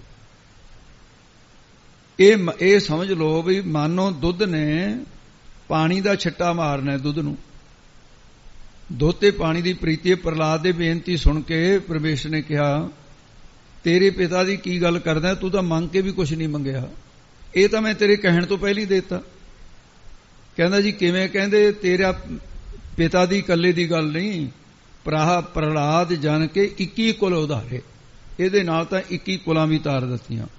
ਇਸ ਪ੍ਰਕਾਰ ਪਰਮੇਸ਼ਰ ਆਪਣੇ ਪਿਆਰਿਆਂ ਦੀ ਰੱਖਿਆ ਕਰਦਾ ਹੈ, ਆਪਣੇ ਪਿਆਰੇ ਭਗਤਾਂ ਨੂੰ ਲੋਕ ਪਰਲੋਕ ਸੱਚੀ ਵਡਿਆਈ ਦੇ ਕੇ ਵਿਛੜਿਆ ਹੋਇਆਂ ਨੂੰ ਆਪਣੇ ਨਾਲ ਮਿਲਾ ਲੈਂਦਾ ਹੈ। ਨਾਮ ਦੀ ਸੱਚੀ ਵਡਿਆਈ ਦੇ ਕੇ, ਆਪਣੇ ਵੀ ਗਿਆਨ ਦੀ ਸੱਚੀ ਵਡਿਆਈ ਦੇ ਕੇ, ਜਿਸ ਤਰ੍ਹਾਂ ਪਾਣੀ ਦੁੱਧ ਵਿੱਚ ਮਿਲ ਕੇ ਦੁੱਧ ਦਾ ਰੂਪ ਹੋ ਜਾਂਦਾ ਹੈ, ਉਹ ਵਾਹਿਗੁਰੂ ਦਾ ਰੂਪ ਹੀ ਹੋ ਜਾਂਦੇ ਹਨ। ਰੇ ਮਨ ਐਸੀ ਹਰਿ ਸਿਉ ਪ੍ਰੀਤ ਕਰ, हे ਮੇਰੇ ਪਿਆਰੇ ਮਨ, ਹਰ ਪਰਮੇਸ਼ਰ ਨਾਲ ਐਸੀ ਇਹੋ ਜੀ ਪ੍ਰੀਤੀ ਸਨੇਹ ਕਰ। ਕਿਸ ਤਰ੍ਹਾਂ ਦੀ ਸਨੇਹ ਕਰ? ਜਿਸ ਤਰ੍ਹਾਂ ਦੇ ਜੈਸੀ ਚੱਕਵੀ ਸੂਰ, ਤੇ ਜਿਹੋ ਜੀ ਪ੍ਰੀਤੀ ਚੱਕਵੀ ਤੇ ਸੂਰ ਸੂਰਜ ਨਾਲ ਕਰਦੀ ਹੈ, ਕਿਉਂਕਿ ਜਿੰਨੀ ਦੇਰ ਤੱਕ ਸੂਰਜ ਨਹੀਂ ਚੜ੍ਹਦਾ ਉਤਨਾ ਚਿਰ ਉਹਦਾ ਜਿਹੜਾ ਪਤੀ ਚੱਕਵਾ ਹੈ ਉਹਦੇ ਨਾਲ ਮੇਲ ਨਹੀਂ ਹੋ ਸਕਦਾ। ਇਹ ਕਹਿੰਦੇ ਨੇ ਅਖਿਆਨ ਹੈ ਇਹ ਕਿ ਤ੍ਰੇਤੇ ਯੁੱਗ ਦੇ 'ਚ ਭਾਣਾ ਵਰਤਿਆ ਤੇ ਭਗਵਾਨ ਜੀ ਜਾਨਵਰਾਂ ਦੀਆਂ ਬੋਲੀਆਂ ਸਮਝ ਲੈਂਦੇ ਸਨ। ਸੀਤਾ ਦੇ ਵਿਛੋੜੇ ਵਿੱਚ ਉਹ ਜਦੋਂ ਕੁਰਲਾਹਟ ਕਰਦੇ ਫਿਰਦੇ ਸੀ, ਕਹਿੰਦੇ ਚੱਕਵੀ ਨੇ ਮਿਹਣਾ ਮਾਰਿਆ ਚੱਕਵੀ ਨੂੰ, ਕਹਿੰਦੀ ਵੀ ਇਹ ਅਵਤਾਰ ਹੈ ਜਿਹੜਾ ਆਪਣੇ ਘਰ ਵਾਲੀ ਪਿੱਛੇ ਰੋਂਦਾ ਫਿਰਦਾ। ਤਾਂ ਉਸ ਵੇਲੇ ਸਾਧ ਸਿੰਘ ਜੀ ਰਾਮ ਜੀ ਨੇ ਫਿਰ ਕਹਿ ਦਿੱਤਾ ਵੀ ਕਿਸੇ ਦੁਖੀ ਨੂੰ ਦੁੱਖ ਦੇ ਵਿੱਚ ਜੇ ਕੋਈ ਸੁੱਖ ਦਾ ਸਹਾਰਾ ਨਹੀਂ ਦੇ ਸਕਦਾ, ਇਹ ਮਰਿਆਦਾ ਪੁਰਸ਼ੋਤਮ ਸੀ। ਉਸ ਵੇਲੇ ਫਿਰ ਸ਼ਰਾਪ ਦੇ ਦਿੱਤਾ ਸੀ ਵੀ ਤੁਹਾਨੂੰ ਵਿਛੋੜੇ ਦਾ ਪਤਾ ਚੱਕਵੀ ਤਾਂ ਲੱਗੇਗਾ, ਅੱਜ ਤੋਂ ਬਾਅਦ ਤੁਸੀਂ ਰਾਤ ਨੂੰ ਕਦੇ ਮਿਲਾਪ ਨਹੀਂ ਹੋਊਗਾ ਤੇਰੇ ਪਤੀ ਨਾਲ। ਤੋ ਇਸ ਕਰਕੇ ਇਹ ਉਹਦੇ ਮਿਹਣਾ ਮਾਰਨ ਤੋਂ ਉਹਨੂੰ ਸ਼ਰਾਪ ਮਿਲਿਆ। ਉਹ ਅੱਜ ਦਾ ਕਹਿੰਦੇ ਚੱਕਵੀ ਜਿਹੜੀ ਹੈ ਉਹ ਰਾਤ ਨੂੰ ਚੱਕਵੀ ਨੂੰ ਮਿਲ ਨਹੀਂ ਸਕਦੀ। ਕਬੀਰ ਸਾਹਿਬ ਨੇ ਦਾ ਪ੍ਰਮਾਣ ਦਿੱਤਾ ਹੈ, ਕਬੀਰ ਚੱਕੀ ਜੋ ਨਿਸਬੀਸ਼ਰ ਹੈ, ਆਏ ਮਿਲੇ ਪ੍ਰਭਾਤ, ਜੋ ਨਰ ਵਿਛੜੇ ਰਾਮ ਸਿਉ, ਨਾ ਦਿਨ ਮਿਲੇ ਨਾ ਰਾਤ। ਉਹ ਤਾਂ ਸਵੇਰੇ ਵਿਛੜ ਵੀ ਚੱਕਵੀ ਤਾਂ ਮਿਲ ਵੀ ਗਈ ਚੱਕਵੇ ਨੂੰ, ਤੂੰ ਤਾਂ ਰਾਤ ਦਿਨ ਹੀ ਵਿਛੜਿਆ ਰਹੇਗਾ। ਰਾਤ ਨੂੰ ਚੱਕਵਾ ਤੇ ਚੱਕੜੀ ਵਿਛੜ ਜਾਂਦੇ ਨੇ। ਚੱਕਵੀ ਦੀ ਸੂਰ ਚੜ੍ਹਨ ਦੇ ਨਾਲ ਪ੍ਰੀਤ ਕਿਉਂ ਹੈ? ਸੂਰ ਚੜੇ ਤੋਂ ਆਪਣੇ ਪਿਆਰੇ ਨੂੰ ਮਿਲ ਜਾਂਦੀ ਹੈ। ਜੈਸੀ ਚੱਕਵੀ ਸੂਰ, ਇਸ ਤਰ੍ਹਾਂ ਦੀ ਪ੍ਰੀਤੀ ਕਰ। ਖਿਨ ਪਲ ਨੀਂਦ ਨਾ ਸੋਵੈ, ਉਹ ਜਿਹੜੀ ਚੱਕਵੀ ਹੈ ਸਾਰੀ ਰਾਤ ਇੱਕ ਖਿਨ ਜਿੰਨਾ ਸਮਾਂ, ਇੱਕ ਪਲ ਜਿੰਨਾ ਸਮਾਂ, ਅੱਖ ਦੇ ਝੌਂਕਣ ਜਮੇ ਸਮੇਂ ਨੂੰ ਖਿਨ ਕਹਿੰਦੇ ਹੈ। ਤੇ 15 ਖਿਨਾਂ ਦਾ ਵਿਸਵਾ ਚਸਿਆ, ਇਹ ਸਾਰੀਆਂ ਪਿੱਛੇ ਵਿਚਾਰਾਂ ਹੋ ਚੁੱਕੀਆਂ ਹਨ। ਇਹ ਥੋੜੇ ਤੋਂ ਥੋੜੇ ਸਮੇਂ ਦਾ ਹੀ ਪ੍ਰਮਾਣ ਜਾਣਨਾ। ਨੀਂਦ ਵਿੱਚ ਨਹੀਂ ਸੌਂਦੀ। ਸੰਸਕ੍ਰਿਤ ਦੇ ਵਿੱਚ ਖਿਨ ਕਸ਼ਣ, ਇਹ ਸੰਸਕ੍ਰਿਤ ਦਾ ਪਦ ਕਸ਼ਣ, ਤੇ ਪੰਜਾਬੀ ਵਿੱਚ ਆਪਾਂ ਇਹਨੂੰ ਕਹਿੰਦੇ ਖਿਨ। ਬਹੁਤਾ ਥੋੜਾ ਸਮਾਂ, ਅੱਖ ਦੇ ਪਲਕਾਰੇ ਜਿੰਨਾ ਹੀ ਸਮਾਂ ਹੈ। ਤੋ ਇਸ ਕਰਕੇ ਵਿੱਚ ਇਹਨੂੰ ਪਲ, ਇੱਕ ਘੜੀ ਦਾ ਜਿਹੜਾ 60ਵਾਂ ਹਿੱਸਾ ਹੈ ਉਹਨੂੰ ਪਲ ਕਹਿੰਦੇ ਹੈ। ਤੇ ਦੋਨਾਂ ਦਾ ਭਾਵ ਹੈ ਥੋੜੇ ਸਮੇਂ ਤੋਂ। ਪਲ ਥੋੜਾ ਸਮਾਂ, ਖਿਨ ਬਹੁਤ, ਉਦੋਂ ਵੀ ਥੋੜਾ ਸਮਾਂ। ਇਤਨੀ ਥੋੜੀ ਨੀਂਦ ਦੇ ਵਿੱਚ ਵੀ ਉਹ ਚੱਕਵੀ ਸੁੱਖ ਨਹੀਂ ਲੈਂਦੀ ਨੀਂਦ ਦਾ। ਉਹਦੇ ਮਨ ਦੇ ਵਿੱਚ ਜਿਵੇਂ ਸੌਂ ਗਈ, ਵੀ ਸੂਰਜ ਚੜ ਗਿਆ ਤਾਂ ਮੇਰੀ ਜਾਗ ਖੁੱਲ ਗਈ, ਮੇਰਾ ਪਿਆਰਾ ਦੇ ਮਿਲਣ ਦੇ ਵਿੱਚ ਦੇਰ ਹੋ ਜਾਊਗੀ।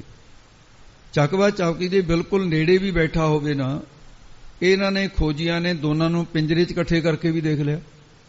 ਉਹ ਇੱਕ ਖੂੰਜੇ 'ਚ ਉਹ ਬੈਠਾ ਨੇ, ਇੱਕ ਜੋ ਪਿੱਠਾਂ ਕਰਕੇ ਬੈਠੇ ਰਹਿੰਦੇ ਨੇ ਵੀ ਅਸੀਂ ਬਹੁਤ ਦੂਰ ਹੈ, ਵਿਛੜੇ ਹੋਏ ਹਾਂ। ਸੂਰਜ ਚੜ੍ਹਨ ਦੇ ਨਾਲ ਚੱਕਵੇ ਨੂੰ ਉਹ ਰਾਤ ਦੇ ਸਮੇਂ ਤੋਂ ਦੂਰ ਸਮਝੀ ਰਹਿੰਦੀ ਹੈ। ਉਹ ਫਿਰ ਬਿਲਕੁਲ ਜਦੋਂ ਸੂਰਜ ਚੜ੍ਹ ਜਾਂਦਾ ਹੈ ਜਾਣਾ ਦੂਰ ਹਜੂਰ, ਜਿਹਨੂੰ ਦੂਰ ਜਾਣਦੀ ਸੀ ਹਜੂਰ ਸਮਝ ਲਿਆ, ਪਰ ਸਮਝਿਆ ਕਿਵੇਂ ਨੇੜੇ? ਜਦੋਂ ਸੂਰਜ ਚੜ੍ਹਿਆ। ਹੈ ਤਾਂ ਪਹਿਲਾਂ ਵੀ ਨੇੜੇ ਸੀ, ਪਰ ਉਦੋਂ ਚਾਨਣਾ ਨਹੀਂ ਸੀ, ਸੂਰਜ ਨਹੀਂ ਚੜ੍ਹਿਆ। ਇਸੇ ਪ੍ਰਕਾਰ ਸਤਿਗੁਰੂ ਜੀ ਉਪਦੇਸ਼ ਦਿੰਦੇ ਆ, ਇਹ ਮਨ ਤੂੰ ਐਸੀ ਪ੍ਰੀਤੀ ਕਰ ਵਾਹਿਗੁਰੂ ਨਾਲ ਜਿਵੇਂ ਚੱਕਵੀ ਤੇ ਸੂਰਜ ਨਾਲ, ਤੇ ਉਹ ਚੱਕਵੀ ਸੂਰਜ ਨਾਲ ਕਰਦੀ ਹੈ ਪ੍ਰੀਤੀ। ਸੂਰਜ ਦੀ ਨਿਆਈ ਕੌਣ ਹੈ? ਸਤਿਗੁਰੂ। ਚੱਕਵੇ ਦੀ ਨਿਆਈ, ਚੱਕਵੀ ਦੀ ਨਿਆਈ, ਚੱਕਵੀ ਦੀ ਨਿਆਈ ਜੀਵ ਆਤਮਾ, ਜਿਹੜਾ ਜੀਵ ਆਤਮਾ, ਤੇ ਜਿਹੜਾ ਬ੍ਰਹਮ ਹੈ ਉਹ ਹੈ ਚੱਕਵੇ ਦੀ ਨਿਆਈ। ਆਤਮਾ ਦਾ ਬ੍ਰਹਮ ਨਾਲ ਮਿਲਾਪ ਵੀ ਉਦੋਂ ਹੀ ਹੋਏਗਾ ਜਦੋਂ ਸਤਿਗੁਰੂ ਰੂਪ ਸੂਰਜ ਦਾ ਪ੍ਰਕਾਸ਼ ਹੋ ਜਾਏਗਾ। ਪ੍ਰਭੂ ਦੇ ਵਿਛੜੇ ਵਿੱਚ ਜਗਿਆਸੂ ਰੂਪ ਚੱਕਵੀ, ਪ੍ਰਭੂ ਦੇ ਵਿਛੋੜੇ ਵਿੱਚ ਜਗਿਆਸੂ ਰੂਪ ਚੱਕਵੀ ਐਸੀ ਹਾਲਤ ਦੀ ਹੋ ਜਾਂਦੀ ਹੈ, ਉਹ ਖਿੰਨ ਪਲ ਜਿੰਨਾ ਸਮਾਂ ਵੀ ਅੰਦਰ ਨੀਂਦ ਨਹੀਂ ਪੈਂਦੀ, ਸੌਂਦੀ ਨਹੀਂ। ਜੀਵ ਰੂਪ ਚੱਕਵੀ ਨੂੰ ਉਪਦੇਸ਼ ਦੇ ਰਹੇ ਨੇ ਕਿ ਜੇ ਤੂੰ ਪ੍ਰਭੂ ਨਾਲ ਮਿਲਾਪ ਚਾਹੁੰਦੀ ਹੈ ਤਾਂ ਫਿਰ ਅਵਿਦਿਆ ਦੀ ਜਿਹੜੀ ਨੀਂਦ ਹੈ, ਅਵਿਦਿਆ ਦੀ ਨੀਂਦ ਖਿੰਨ ਮਲ ਮਾਤਰ ਵੀ ਸੌਣਾ ਨਾ ਕਰ। ਗੁਰੂ ਰੂਪ ਸੂਰਜ ਦੇ ਨਾ ਚੜ੍ਹਨ ਕਰਕੇ ਉਹ ਪਰਮਾਤਮਾ ਦੇ ਬਿਲਕੁਲ ਨੇੜੇ ਹੈ, ਪਰ ਆਤਮਾ ਰੂ ਚੱਕਵੀ ਉਹਨੂੰ ਦੂਰ ਜਾਣਦੀ ਹੈ।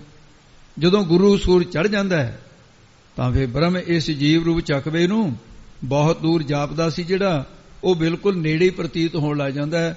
ਸੋ ਪ੍ਰਭ ਦੂਰ ਨਹੀਂ ਪ੍ਰਭ ਤੂੰ ਹੈ, ਇਹ ਦਿਸ ਜਾਂਦਾ ਹੈ। ਮਨਮੁਖ ਸੋਝੀ ਨਾ ਪਵੈ, ਪਰ ਜਿਹੜੇ ਮਨਮੁਖ ਨੇ ਉਹਨਾਂ ਨੂੰ ਪਰਮੇਸ਼ਰ ਦੀ ਸੋਝੀ ਸਮਝ ਨਹੀਂ ਪੈਂਦੀ, ਉਹ ਪਰਮੇਸ਼ਰ ਨੂੰ ਤੇ ਜਾਣ ਨਹੀਂ ਸਕਦੇ ਹਨ।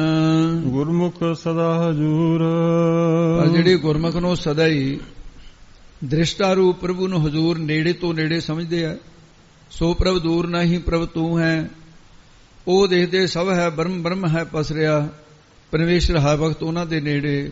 ਗੁਰਮੁਖ ਸਦਾ ਹਜ਼ੂਰ, ਉਹ ਨੇੜੇ ਤੋਂ ਨੇੜੇ ਸਮਝਦੇ ਹਨ। ਫਿਰ ਬੋਲਦੇ ਜੀ ਗੁਰਮੁਖ, ਗੁਰਮੁਖ ਸਦਾ ਹਜੂਰ, ਉਹ ਸਮਝਿਆ ਕਿਵੇਂ ਆ? ਕਹਿੰਦੇ ਗੁਰੂ ਦੇ ਮੁਖ ਦੁਆਰਾ, ਮੁਖੀ ਜੋ ਗੁਰੂ ਸਾਹਿਬ ਦੁਆਰਾ, ਉਹਦੇ ਗਿਆਨ ਦੁਆਰਾ ਐ ਸਮਝਿਆ ਉਹਨਾਂ ਨੇ, ਗੁਰਮੁਖਾਂ ਨੇ। ਮਨਮੁਖ ਗਣਤ ਗਣਾਵਣੀ, ਮਨਮੁਖਾਂ ਦੀ ਇਹ ਆਦਤ ਹੈ, ਸੁਭਾਅ ਹੈ ਉਹਨਾਂ ਦਾ।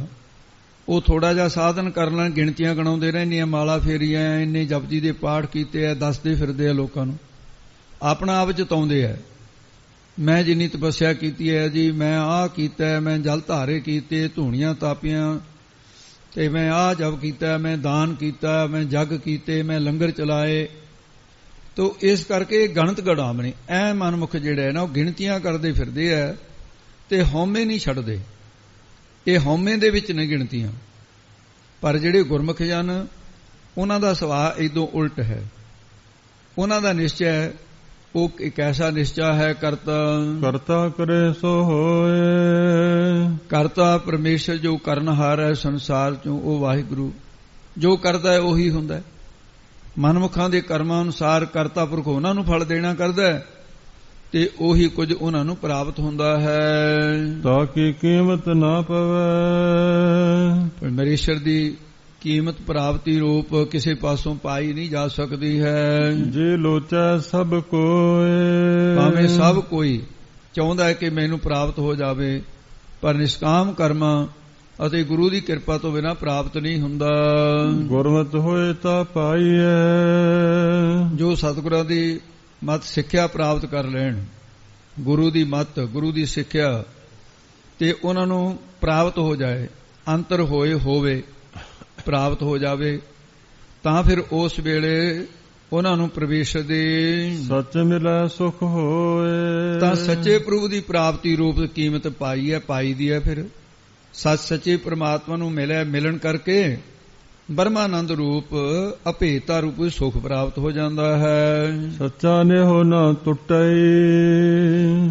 ਤੇ ਇਸ ਅੱਗੇ ਸਾਰੀ ਪੰਕਤੀ ਪੜ੍ਹਦੇ। ਜੇ ਸਤਿਗੁਰ ਭੇਟਾ ਸੋਏ, ਇਹ 99 ਰੀਤ ਅਨੁਸਾਰ ਹੈ। ਜੇਕਰ ਸੋਏ ਉਹ ਬ੍ਰਹਮ ਸਰੋਤਰੀ ਬ੍ਰਹਮ ਨੇਸ਼ਟੀ ਸਤਿਗੁਰੂ ਸੱਚੇ ਗੁਰੂ ਭੇਟੇ ਮਿਲ ਜਾਣ ਤਾਂ ਸੱਚਾ ਜਿਹੜਾ ਪਰਮੇਸ਼ਰ ਹੈ, ਸੱਚੇ ਵਾਹਿਗੁਰੂ ਦਾ ਨੇਹੋ ਪ੍ਰੇਮ ਨਾ ਨਹੀਂ ਟੁੱਟਦਾ ਨਹੀਂ ਹੈ। ਫਿਰ ਇਹ ਜੈਸਾ ਕਿ ਭਾਈ ਮਤੀ ਦਾਸ ਜੀ ਆਰੇ ਨਾਲ ਚੀਰੇ ਗਏ ਪਰ ਪ੍ਰੇਮ ਨਹੀਂ ਛੱਡਿਆ। ਭਾਈ ਤਾਰੂ ਸਿੰਘ ਜੀ ਦੀ ਖੋਪਰੀ ਲੈ ਗਈ, 22 ਦਿਨ ਇਸੇ ਤਰ੍ਹਾਂ ਬਾਣੀ ਪੜ੍ਹਦੇ ਰਹੇ। ਭਾਈ ਮਨੀ ਸਿੰਘ ਜੀ ਦਾ ਬੰਦ ਕੱਟਿਆ ਗਿਆ, ਸੁਖਮਨੀ ਸਾਹਿਬ ਦਾ ਪਾਠ ਹੋ ਰਿਹਾ ਸੀ, ਅਸ਼ਟਪਦੀਆਂ ਹੋਈਆਂ ਸੀ, ਸੀਸ ਸਮੇਤ ਬੰਦ ਕੱਟਿਆ ਗਿਆ, ਫਿਰ ਵੀ ਪੋਟਿਆਂ 'ਚੋਂ ਆਵਾਜ਼ ਆਉਂਦੀ ਰਹੀ, ਪ੍ਰੀਤੀ ਨਹੀਂ ਛੱਡੀ ਹੈ। ਇਸ ਪ੍ਰਕਾਰ ਜਿਨ੍ਹਾਂ ਦਾ ਅੰਦਰ ਸੱਚਾ ਪ੍ਰੇਮ ਹੈ, ਸੱਚਾ ਨੇਹ ਉਹਨਾਂ ਟੁੱਟੀ, ਉਹਨਾਂ ਦਾ ਨੇਹ ਟੁੱਟਦਾ ਨਹੀਂ ਹੈ। ਬੰਦ ਭਾਵੇਂ ਕੱਟਿਆ ਗਿਆ, ਪਿਆਰੇ ਪ੍ਰਭੂ ਦਾ ਜਾਪ ਉਹ ਹੁੰਦਾ ਰਿਹਾ। ਉਹ ਤਾਂ ਸੱਚਾ ਪ੍ਰੇਮ ਸਰੀਰ ਦੇ ਟੁੱਟਣ ਕਰਕੇ ਵੀ ਨਹੀਂ ਟੁੱਟਦਾ ਹੈ। ਤੇ ਉਹਨਾਂ ਨੂੰ ਕਿਉਂਕਿ ਸਤਿਗੁਰ ਭੇਟੇ ਸੋਏ, ਜੇ ਸਤਿਗੁਰੂ ਮਿਲਣ ਤਾਂ ਹੀ ਵਾਹਿਗੁਰੂ ਦਾ ਪ੍ਰੇਮ ਮਿਲਦਾ ਹੈ।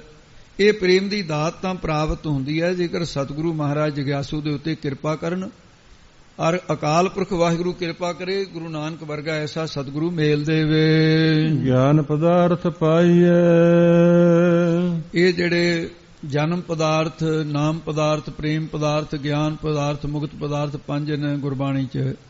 ਇਹਨਾਂ 'ਚ ਵੀ 2-3 ਪਦਾਰਥ ਇਸੇ ਸ਼ਬਦ ਦੇ ਵਿੱਚ ਆ ਰਹੇ ਹੈ। ਗਿਆਨ ਪਦਾਰਥ ਪਾਈਐ, ਸਭ ਤੋਂ ਸ੍ਰੇਸ਼ਟ ਪਦਾਰਥ ਹੈ ਆਤਮਿਕ ਗਿਆਨ। ਗਿਆਨ ਰੂਪੀ ਪਦਾਰਥ ਦੀ ਪ੍ਰਾਪਤੀ, ਤੇ ਜਦੋਂ ਸਤਿਗੁਰੂ ਦੇ ਕੋਲੋਂ ਗਿਆਨ ਰੂਪੀ ਪਦਾਰਥ ਦੀ ਪ੍ਰਾਪਤੀ ਹੁੰਦੀ ਹੈ, ਤਿਰ ਪਾਵਨ ਸੋਝੀ ਹੋਏ, ਤਿੰਨਾਂ ਲੋਕਾਂ ਦੀ ਸੋਝੀ ਗਿਆਤ ਹੋ ਜਾਂਦੀ ਹੈ। ਸਵਰਗ ਲੋਕ 'ਚ ਕੀ ਹੋ ਰਿਹਾ ਹੈ, ਮਾਤ ਲੋਕ 'ਚ ਕੀ ਹੋ ਰਿਹਾ, ਪਤਾਲ ਲੋਕ ਦੇ ਕੀ ਹੋ ਰਿਹਾ। ਹੁਣ ਤਾਂ ਸਾਡੀ ਹਾਲਤ ਵੀ ਕੰਧ ਦੇ ਉਹਲੇ ਨਹੀਂ ਸਾਨੂੰ ਪਤਾ ਵੀ ਕੀ ਹੋ ਰਿਹਾ। ਉਦੋਂ ਤਿੰਨਾਂ ਭਾਵਨਾ ਦੀ ਸੋਝੀ ਹੋ ਜਾਂਦੀ ਹੈ। ਤਿੰਨੇ ਲੋਕਾਂ ਦੇ ਜੋ ਵਰਤਾਰਾ ਵਰਤ ਰਿਹਾ, ਸੋਈ ਗੱਲ ਕੋਈ ਛਿਪੀ ਨਹੀਂ ਰਹਿੰਦੀ, ਉਹਨਾਂ ਦੇ ਸਮਝ ਆ ਜਾਂਦੀ ਹੈ। ਤੋ ਇਸ ਕਰਕੇ ਫਿਰ ਵਾਹਿਗੁਰੂ ਪਰਮੇਸ਼ਰ ਦੇ ਨਾਲ ਐਸੀ ਅਭੇਦਤਾ ਹੋ ਜਾਂਦੀ ਹੈ ਜਿਵੇਂ ਤੁਲਸਾਂ ਦਾਸੀ ਦੀ ਹੋ ਗਈ ਸੀ। ਚੌਥੇ ਪਾਦੇ 'ਚ ਪਹੁੰਚ ਗਈ ਸੀ, ਪਤਾ ਲੱਗ ਗਿਆ ਸੀ ਮਨੁੱਖ ਸ਼ਾਹ ਦਾ ਜਿਹੜਾ ਜਹਾਜ਼ ਹੈ ਉਹ ਲਾਹੌਰ ਦਾ ਸੀ ਵੀ ਉਹ ਫਸਿਆ ਹੋਇਆ ਹੈ। ਮਹਾਰਾਜ ਮੋਢਾ ਲਾ ਕੇ ਕੱਢ ਰਹੇ, ਮਾਤਾ ਨੇ ਭੇਜਿਆ ਸੀ, ਮਾਤਾ ਤ੍ਰਿਪਤਾ ਨੇ ਬੁਲਾ ਕੇ ਲਿਆਓ ਪੁੱਤਰ ਨੂੰ। ਉਹ ਵੀ ਸੋਝੀ ਆ ਗਈ ਨਾ, ਗਿਆਨ ਪਦਾਰਥ ਮਿਲ ਗਿਆ। ਗਿਆਨ ਪਦਾਰਥ ਹੋਣ ਦੇ ਨਾਲ ਤਿੰਨਾਂ ਭਾਵਨਾ ਦੀ ਸੋਝੀ ਜਿਹੜੀ ਹੈ, ਤਿੰਨੇ ਭਾਵਨ ਕੀਨ ਸਾਡਾ ਜਿਹੜਾ ਸਰੀਰ ਹੈ, ਇਹ ਅਸਤੂਲ ਸਰੀਰ ਹੈ, ਇਹ ਵੀ ਇੱਕ ਭਵਨ ਹੈ। ਇਹਦੇ ਦਾ ਕਾਰਨ ਸਰੀਰ ਹੈ, ਦੂਜਾ ਭਵਨ ਹੈ। ਤੀਸਰਾ ਭਵਨ ਜਿਹੜਾ ਸਾਸ ਜੀ ਸੂਖਮ ਸਰੀਰ ਤੇ ਕਾਰਨ ਸਰੀਰ ਅਸਤੂਲ ਸੀ, ਤਿੰਨੇ ਭਵਨ ਹੋ ਗਏ। ਤਿੰਨਾਂ ਭਵਨਾਂ ਦੀ ਸੋਝੀ ਹੋ ਜਾਂਦੀ ਹੈ।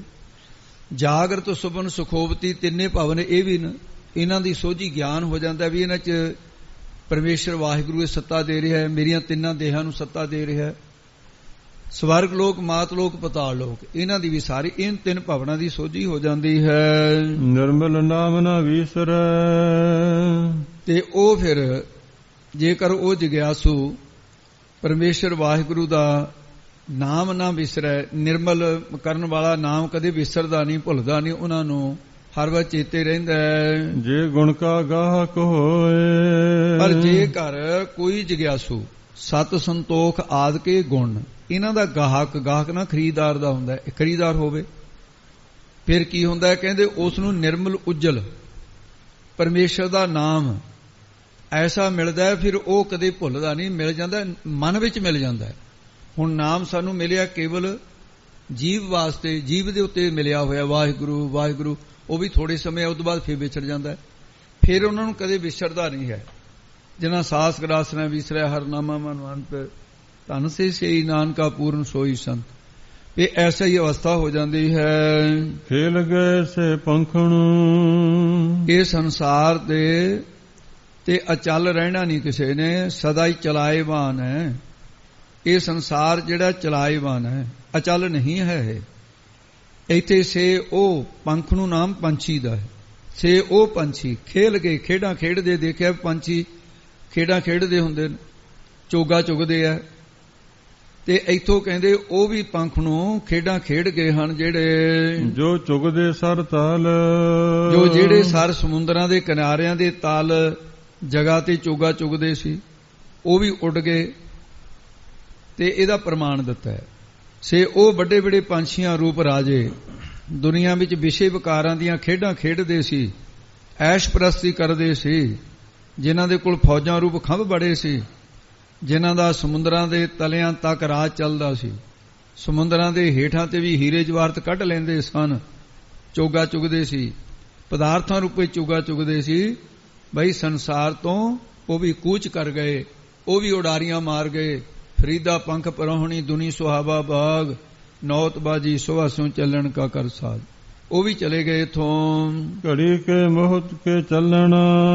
ਹੇ ਜੀਵ, ਧੰਨ ਗੁਰੂ ਨਾਨਕ ਸਾਹਿਬ ਮੌਤ ਚੇਤੇ ਕਰਾਉਂਦੇ ਐ, ਉਦੋਂ ਹੀ ਦਿਮਾਗ ਠੀਕ ਹੁੰਦਾ ਹੈ, ਹਉਮੈ ਨਿਕਲਦੀ ਹੈ। ਘੜੀ ਕੇ ਮੌਤ ਹੈ, 24 ਮਿੰਟ ਦੀ ਘੜੀ ਹੁੰਦੀ ਹੈ, ਪਤਾ ਨਹੀਂ ਤੂੰ ਇੱਕ ਘੜੀ ਨੂੰ ਚਲੇ ਜਾਣਾ, ਮੌਤ ਅੱਧੀ ਘੜੀ ਨੂੰ ਚਲਿਆ ਜਾਣਾ। ਘੜੀ ਕੇ ਮੌਤ ਕੇ ਚੱਲਣਾ, ਇੱਥੋਂ ਕੂਚ ਕਰ ਜਾਣਾ, ਕਦੋਂ ਜਾਣਾ ਤੈਨੂੰ ਮੌਤ ਚੇਤੇ ਨਹੀਂ ਹੈ, ਇਹ ਵੀ ਪਤਾ ਨਹੀਂ ਤੈਨੂੰ। ਖੇਲਣ ਅੱਜ ਕੇ ਕੱਲ, ਇਹ ਵੀ ਤੈਨੂੰ ਨਹੀਂ ਪਤਾ ਵੀ ਅੱਜ ਮਰਨਾ ਕਿ ਕੱਲ ਨੂੰ ਮਰਨਾ ਹੈ। ਤੇ ਇਹ ਖੇਡਣ, ਇਹ ਸੰਸਾਰ ਦੀ ਖੇਡਣ ਖੇਡ ਤੋਂ ਚੱਲਣਾ, ਚਲੇ ਜਾਣਾ ਜਾਂ ਕੱਲ ਨੂੰ ਚਲੇ ਜਾਣਾ। ਕੱਲ ਕਾਲ ਦਾ ਕੀ ਪਤਾ ਹੈ, ਜਦੋਂ ਆਯੂ ਦਾ ਕਾਲ ਹੋ ਗਿਆ ਤਾਂ ਫਿਰ ਅੱਜ ਜਾਂ ਕੱਲ ਸੰਸਾਰ ਰੂਪੀ ਖੇਡਣ ਖੇਡ ਚਲੇ ਜਾਣਾ। ਖੇਡ ਕੇ ਇਹ ਦੁਨੀਆ ਮੁਸਾਫਰਖਾਨਾ ਹੈ, ਇਸ ਲਈ ਇਹਦੇ ਚ ਮੋਹ ਨਾ ਲਾਇਆ ਕਰ। ਇਹ ਸਿੱਖਿਆ ਦਿੰਦੇ ਨੇ, ਜਿਸ ਤੂੰ ਮਿਲ ਹੈ ਸੋ ਮਿਲੈ। ਪਰਮੇਸ਼ਰ ਅੱਗੇ ਇਉਂ ਬੇਨਤੀ ਕਰ, ਹੇ ਵਾਹਿਗੁਰੂ, ਜਿਸ ਨੂੰ ਤੂੰ ਆਪਣੇ ਸਰੂਪ ਨਾਲ ਮਿਲ ਹੈ, ਮਿਲਣਾ ਚਾਹੇ, ਉਹੀ ਤੇਰੇ ਸਰੂਪ ਨਾਲ ਮਿਲ ਸਕਦਾ ਹੈ। ਮਿਲੈ ਉਹ ਮਿਲਦਾ ਤੈਨੂੰ। ਜਿਸ ਨੂੰ ਤੂੰ ਸਤਿਗੁਰਾਂ ਦੇ ਨਾਲ ਮਿਲਦਾ ਹੈ, ਉਹ ਤੇਰੇ ਨਾਮ ਵਿੱਚ ਮਿਲਦਾ ਹੈ। ਫਿਰ ਉਹ ਸਾਧ ਸੰਗਤ ਦੇ ਵਿੱਚ ਤੇ ਤੁਰਿਆ ਰੂਪੀ ਸੱਚਾ, ਜਿਹੜਾ ਅੱਗੇ ਦੱਸਦੇ ਨੇ, ਜੈ ਸੱਚਾ ਪਿੜ ਮੱਲ। ਉਹ ਫਿਰ ਸਾਧ ਸੰਗਤ ਦੁਆਰਾ ਜਾਂ ਸਾਧ ਸੰਗਤ ਵਿੱਚ ਜਾ ਕੇ ਤੁਰਿਆ ਪਦ ਰੂਪੀ ਸੱਚਾ ਪਿੜ ਨਾਮ ਅਖਾੜੇ ਦਾ ਹੁੰਦਾ ਹੈ, ਮੱਲ ਲੈਂਦਾ। ਤੇ ਇਹਨੂੰ ਮੱਲ ਨਹੀਂ ਕਹਿਣਾ, ਮੱਲ ਅਧਿਕ ਸਾਹਿਤ ਇਹਦਾ ਪਾਠ ਹੈ, ਇਹ ਆਪਣਾ ਧਿਆਨ ਰੱਖਣਾ ਹੈ। ਉਹਨੂੰ ਮੱਲਣਾ, ਜਿਵੇਂ ਮੱਲ ਅਖਾੜਾ ਹੁੰਦਾ ਹੈ, ਉਹਨੂੰ ਮੱਲ ਅਖਾੜਾ ਨਹੀਂ ਨਾ ਕਹਿੰਦੇ, ਮੱਲ ਅਖਾੜਾ, ਮੱਲ ਤਾਂ ਮੈਲ ਦਾ ਨਾਮ ਹੈ। ਹੇ ਪਰਮੇਸ਼ਰ, ਜਿਸ ਨੂੰ ਗੁਰਾਂ ਦੇ ਨਾਲ ਮੇਲਦਾ ਹੈ, ਉਹ ਤੇਰੇ ਨਾਲ ਮਿਲਦਾ, ਉਹੀ ਸੱਚਾ ਪਿੜ ਟਿਕਾਣਾ ਜਾ ਕੇ ਦਰਗਾਹ ਵਿੱਚ ਮੱਲਦਾ ਤੇ ਉਸ ਜਗ੍ਹਾ ਤੇ ਨੂੰ ਪ੍ਰਾਪਤ ਕਰ ਲੈਣਾ, ਉਹਨੂੰ ਮੱਲਣਾ ਕਹਿੰਦੇ ਹੈ। ਪ੍ਰਾਪਤ ਹੋ ਜਾਂਦਾ ਹੈ ਮਨ ਤੂੰ ਉਸ, ਜਿਵੇਂ ਮਹਾਰਾਜ ਸਾਹਿਬ ਨੇ ਕਿਹਾ, ਗੁਸਾਈ ਦਾ ਪਹਿਲਵਾਨੜਾ ਜਿਹੜਾ ਉਹ ਬਣ ਜਾ। ਕਾਮ ਕਰੋ ਲੋਭ ਹੰਕਾਰ, ਇਹਨਾਂ ਨੂੰ ਮਾਰਨਾ ਕਰ। ਸਤ ਸੰਤੋਖ ਦਇਆ ਧਰਮ ਧੀਰਜ ਵਿਚਾਰ, ਇਹਨਾਂ ਨੂੰ ਧਾਰਨਾ ਕਰ। ਤੁਰਿਆ ਪਦ ਰੂਪੀ ਜਗ੍ਹਾ ਮੱਲ ਹੈ, ਇਹ ਮੱਲ ਅਖਾੜਾ ਹੈ। ਸੱਚਖੰਡ ਰੂਪੀ ਪਿੜ ਬਾਜੀ ਨੂੰ ਮੱਲਣਾ ਕਰ। ਜਿਸ ਪ੍ਰਕਾਰ ਸੱਚਾ ਸਰੂਪ ਹੈ, ਇਹ ਬਾਜੀ ਹੈ, ਪਹਿਲਵਾਨੜਾ। ਇਸ ਤਰ੍ਹਾਂ ਦਾ ਬਣ, ਵਿਕਾਰਾਂ ਨੂੰ ਮੇਟ ਦੇ, ਉਹਨਾਂ ਨੂੰ ਚਿੱਤ ਕਰ ਦੇ। ਨੇਹ ਤੇ ਪੰਜ ਜੁਆਨ, ਮੈਂ ਗੁਰ ਥਾਪੀ ਦਿੱਤੀ ਕੰਢ ਜਿਓ। ਗੁਰੂ ਦੀ ਤੇਰੇ ਕਿਰਪਾ ਹੋ ਜਾਏਗੀ ਜਦੋਂ ਸਤਿਗੁਰਾਂ ਨੇ ਤੇਰੇ ਅੰਦਰੋਂ ਅਭੇਦਤਾ ਰੂਪ ਸਿਰੋਂ ਭਾਅ ਦੇ ਕੇ ਸਨਮਾਨਿਆ, ਤੇ ਇਸ ਪ੍ਰਕਾਰ ਫਿਰ ਤੇਰੀ ਜਿੱਤ ਹੋਗੀ। ਮਨ ਜੀਤਿਆ ਜਗ ਜੀਤ ਹੋ ਜਾਏਗਾ। ਬਿਨ ਗੁਰ ਪ੍ਰੀਤ ਨਾ ਉਪਜੈ। ਸਤਿਗੁਰੂ ਜੀ ਤੋਂ ਬਿਨਾ ਵਾਹਿਗੁਰੂ ਦੀ ਪ੍ਰੀਤੀ ਹਿਰਦੇ ਦੇ ਵਿੱਚ ਉਪਜੈ, ਪੈਦਾ ਹੀ ਨਹੀਂ ਹੁੰਦੀ। ਤੇ ਗੁਰੂ ਸਾਹਿਬ ਦੀ ਆਗਿਆ ਵਿੱਚ ਰਹਿ ਕੇ ਜਦੋਂ ਸਤਿਗੁਰਾਂ ਦੇ ਉਪਦੇਸ਼ ਨੂੰ ਨਹੀਂ ਕਮਾਉਂਦੇ, ਉਦੋਂ ਤੱਕ ਸਾਡੇ ਹਿਰਦੇ ਦੇ ਵਿੱਚ ਹਉਮੈ ਮੈਲ ਨਾ ਜਾਏ। ਹਉਮੈ ਦੀ ਮੈਲ ਚਿੰਬੜੀ ਰਹੇਗੀ, ਨਾ ਜਾਏ, ਨਾਸ ਨਹੀਂ ਹੋਏਗੀ। ਜਦੋਂ ਸਤਿਗੁਰਾਂ ਦੇ ਬਚਨਾਂ ਦੀ ਕਮਾਈ ਕਰਾਂਗੇ ਤਾਂ ਹਉਮੈ ਹੰਗਤਾ ਦੀ ਮੈਲ ਦੂਰ ਹੋ ਜਾਏਗੀ। ਤਾਂ ਫਿਰ ਇਹ ਮੈਲ ਜਾਏ, ਚਲੀ ਜਾਏਗੀ, ਨਹੀਂ ਤਾਂ ਮੈਲ ਨਾ ਜਾਏ, ਨਹੀਂ ਜਾਏਗੀ ਜੇ ਸਤਿਗੁਰੂ ਨਹੀਂ ਪ੍ਰਾਪਤ ਹੋਇਆ। ਵਾਹਿਗੁਰੂ ਨੂੰ ਹਿਰਦੇ ਵਿੱਚ ਐਸੀ ਪ੍ਰੀਤੀ ਧਾਰਨ ਕਰ, ਵਾਹਿਗੁਰੂ ਦੀ ਪ੍ਰੀਤੀ ਹਿਰਦੇ 'ਚ ਪੈਦਾ ਹੋ ਜਾਏਗੀ। ਜਦੋਂ ਹੰਗਤਾ ਨਿਕਲ ਗਈ, ਜਦੋਂ ਦੂਰ ਹੋ ਗਈ, ਸੋ ਹਮ ਆਪ ਪਛਾਣੀਐ। ਸੋ ਤੇ ਹੰਗ ਨੂੰ ਭਾਈ ਲਹਿਲਾ ਦਾ ਉਚਾਰਨ ਵੱਖਰਾ ਵੱਖਰਾ ਕਰੇ। ਸੋ ਹੰ ਆਪ ਪਛਾਣੀਐ, ਜੋ ਗੁਰੂ ਦੇ ਸ਼ਬਦ ਦੁਆਰਾ ਹੀ ਸੁਣਾਊਗਾ। ਸੋ ਉਹ ਹੰ ਮੈਂ, ਤੇ ਆਪਣਾ ਆਪ ਪਛਾਣੀਐ, ਪਰ ਐਕੜ ਨਹੀਂ ਪਛਾਣ ਹੁੰਦਾ। ਇਹਨੂੰ ਕਿਵੇਂ ਪਛਾਣਨਾ ਦੱਸਦੇ ਹਨ। ਸ਼ਬਦ ਭੇਦ ਪਤਿਆਏ। ਜੋ ਗੁਰਾਂ ਦੇ ਸ਼ਬਦ ਉਪਦੇਸ਼ ਤੇ ਪਤਿਆਏ ਨਾਮ ਹੈ ਭਰੋਸਾ ਕਰਨ ਦਾ। ਆਪਣੇ ਮਨ ਨੂੰ ਸ਼ਬਦ ਦੇ ਭੇਦ ਬਿੰਨ ਲੈਂਦੇ ਆ, ਇਹਦੇ ਭੇਦ ਦਾ ਅਰਥ ਬਿੰਨਣਾ ਹੁੰਦਾ ਹੈ। ਸ਼ਬਦ ਦੁਆਰਾ ਭੇਦ ਪ੍ਰਤੀਤ ਪੈਦਾ ਹੋਣੀ, ਜਾਣਕਾਰੀ ਮਿਲਣੀ, ਪਰ ਇੱਥੇ ਬਿੰਨਣ ਤੋਂ ਭਾਵ ਹੈ ਸ਼ਬਦ ਭੇਦ ਪਤਿਆਏ। ਤੇ ਜਦੋਂ ਸ਼ਬਦ ਦੇ ਨਾਲ ਪਤਿਆਏ ਭਰੋਸਾ ਕੀਤਾ ਸ਼ਬਦ ਉਪਦੇਸ਼ ਦੇ ਉੱਤੇ, ਫਿਰ ਕੀ ਸਮਝ ਆਈ? ਸਮਝ ਆਈ ਸੋ ਉਹ ਜਿਹਨੂੰ ਮੈਂ ਵਾਹਿਗੁਰੂ ਨੂੰ ਕਹਿੰਦਾ ਸੀ ਉਹ ਵੱਖਰਾ ਹੈ। ਹੰ ਮੈਂ ਹੀ ਹਾਂ, ਮੇਰਾ ਆਪਣਾ ਸਰੂਪ ਹੀ ਹੈ ਬ੍ਰਹਮ। ਇਸ ਪ੍ਰਕਾਰ ਦੀ ਆਪ ਪਛਾਣ ਲੈਂਦਾ ਕਿ ਜੋ ਸੋ ਉਹ ਬ੍ਰਹਮ ਜਿਹੜਾ ਤਤ ਪਦ ਦਾ ਲੱਖ ਅਰਥ ਖੰਡਾਂ ਬ੍ਰਹਮੰਡਾਂ ਦਾ ਮਾਲਕ ਪਰਮੇਸ਼ਰ ਹੈ। ਹੰ ਤੂੰ ਪਦ ਦਾ ਲੱਖ ਅਰਥ ਜੋ ਜੀਵ ਆਤਮਾ ਸਰੀਰ ਦਾ ਮਾਲਕ ਹੈ, ਉਹ ਆਪਣਾ ਰੂਪ ਹੀ ਹੈ। ਇਉਂ ਪਛਾਣ ਲਈਦਾ। ਸੋ ਉਹ ਬ੍ਰਹਮ ਹੰ ਮੇਰਾ ਆਪਣਾ ਹੀ ਸਰੂਪ, ਇਹ ਨਿਸ਼ਚਾ ਹੋ ਜਾਣਾ ਕਿ ਮੇਰਾ ਆਪਣਾ ਸਰੂਪ ਹੀ ਹੈ। ਇਉਂ ਪਛਾਣ ਲਈਦਾ। ਸਦਾ ਸੱਚ ਦਾ ਆਨੰਦ ਸਰੂਪ ਜਿਹੜਾ ਹੈ, ਇਹ ਅਵਸਥਾ ਪ੍ਰਾਪਤ ਹੋ ਜਾਂਦੀ ਹੈ, ਉਹਨੂੰ ਜਾਣ ਲੈਂਦਾ ਹੈ। ਸਤਿਗੁਰਾਂ ਦੇ ਸ਼ਬਦ ਨਾਲ ਮਨ ਨੂੰ ਭੇਦ ਬਿੰਨਣਾ ਕਰੋਗੇ ਕਮਾਈ ਕਰਕੇ, ਉਦੋਂ ਫਿਰ ਪਰਮੇਸ਼ਰ ਪਤਿਆਏ ਪਤੀ ਜਾਏਗਾ। ਫਿਰ ਇਹ ਨਿਸ਼ਚਾ ਹੋ ਜਾਏਗਾ ਉਹ ਮੇਰਾ ਆਪਣਾ ਸਰੂਪ ਹੀ ਹੈ। ਇਉਂ ਅਰਥਾਂ ਦੀ ਥੋੜੀ ਜਿਹੀ ਬਦਲਾਅ ਦੇ ਨਾਲ ਇਹਦੇ ਚੋਂ ਸਿੱਖਿਆ ਮਹਾਰਾਜ ਸਾਹਿਬ ਨੇ ਦਿੱਤੀ ਹੈ। ਗੁਰਮੁਖ ਆਪ ਪਛਾਣੀਐ, ਮੁਖੀ ਗੁਰੂ ਸਾਹਿਬ ਦੀ ਸੰਗਤ ਕਰਕੇ ਤੇ ਤਿੰਨੇ ਦੇਹਾਂ ਅਭਿਮਾਨ ਨੂੰ ਛੱਡ ਕੇ ਤੇ ਆਪਣੇ ਆਤਮਿਕ ਸਰੂਪ ਜੋ ਸਤ ਚੇਤਨ ਆਨੰਦ ਸਰੂਪ ਹੈ ਤੇ ਉਹਨੂੰ ਪਛਾਣੀਏ, ਉਹਦੀ ਪਛਾਣ ਕਰੀਏ। ਹੋਰ ਜਿਹੜੇ ਕਰਮ ਕਾਂਡ ਆਦ ਹਨ, ਅਵਰ ਕੇ ਕਰੇ ਕਰਾਏ, ਹੋਰ ਕਰਮ ਕਾਂਡਾਂ ਦਾ ਕੀ ਕਰਨਾ ਤੇ ਕਰਾਉਣਾ ਹੈ, ਇਹਦੇ ਵਿੱਚ ਵਾਹਿਗੁਰੂ ਦੀ ਅਭੇਦਤਾ ਨਹੀਂ ਹੁੰਦੀ, ਵੱਖਰਾ ਰਹਿੰਦਾ ਹੈ, ਅਭਿਮਾਨ ਬਣਿਆ ਰਹਿੰਦਾ ਹੈ। ਹੋਰ ਕਿਸੇ ਦੀ ਉਪਾਸਨਾ ਕਰਨ ਦੇ ਨਾਲ, ਨਿਤ ਨਿਮਿਤ ਕਰਮ ਕਾਂਡ ਕਰਨ ਦੇ ਨਾਲ ਕੋਈ ਲਾਭ ਨਹੀਂ ਪ੍ਰਾਪਤ ਹੋਏ। ਗੁਰਮੁਖਾਂ ਦੀ ਸੰਗਤ ਕਰਕੇ, ਸਤਿਗੁਰਾਂ ਨਾਲ ਮਿਲ ਕੇ ਆਪਣੇ ਆਤਮ ਸਰੂਪ ਦੀ ਪਹਿਚਾਣ ਕਰੀਏ।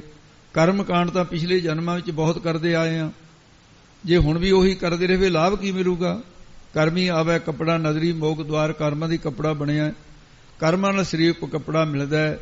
ਜੰਮਣ ਮਰਨ ਵਿੱਚ ਹੀ ਜੀਅ ਪਿਆ ਰਹਿੰਦਾ ਹੈ, ਮੁਕਤੀ ਦਾ ਦੁਆਰਾ ਦਰਵਾਜ਼ਾ ਨਹੀਂ ਮਿਲਦਾ ਹੈ।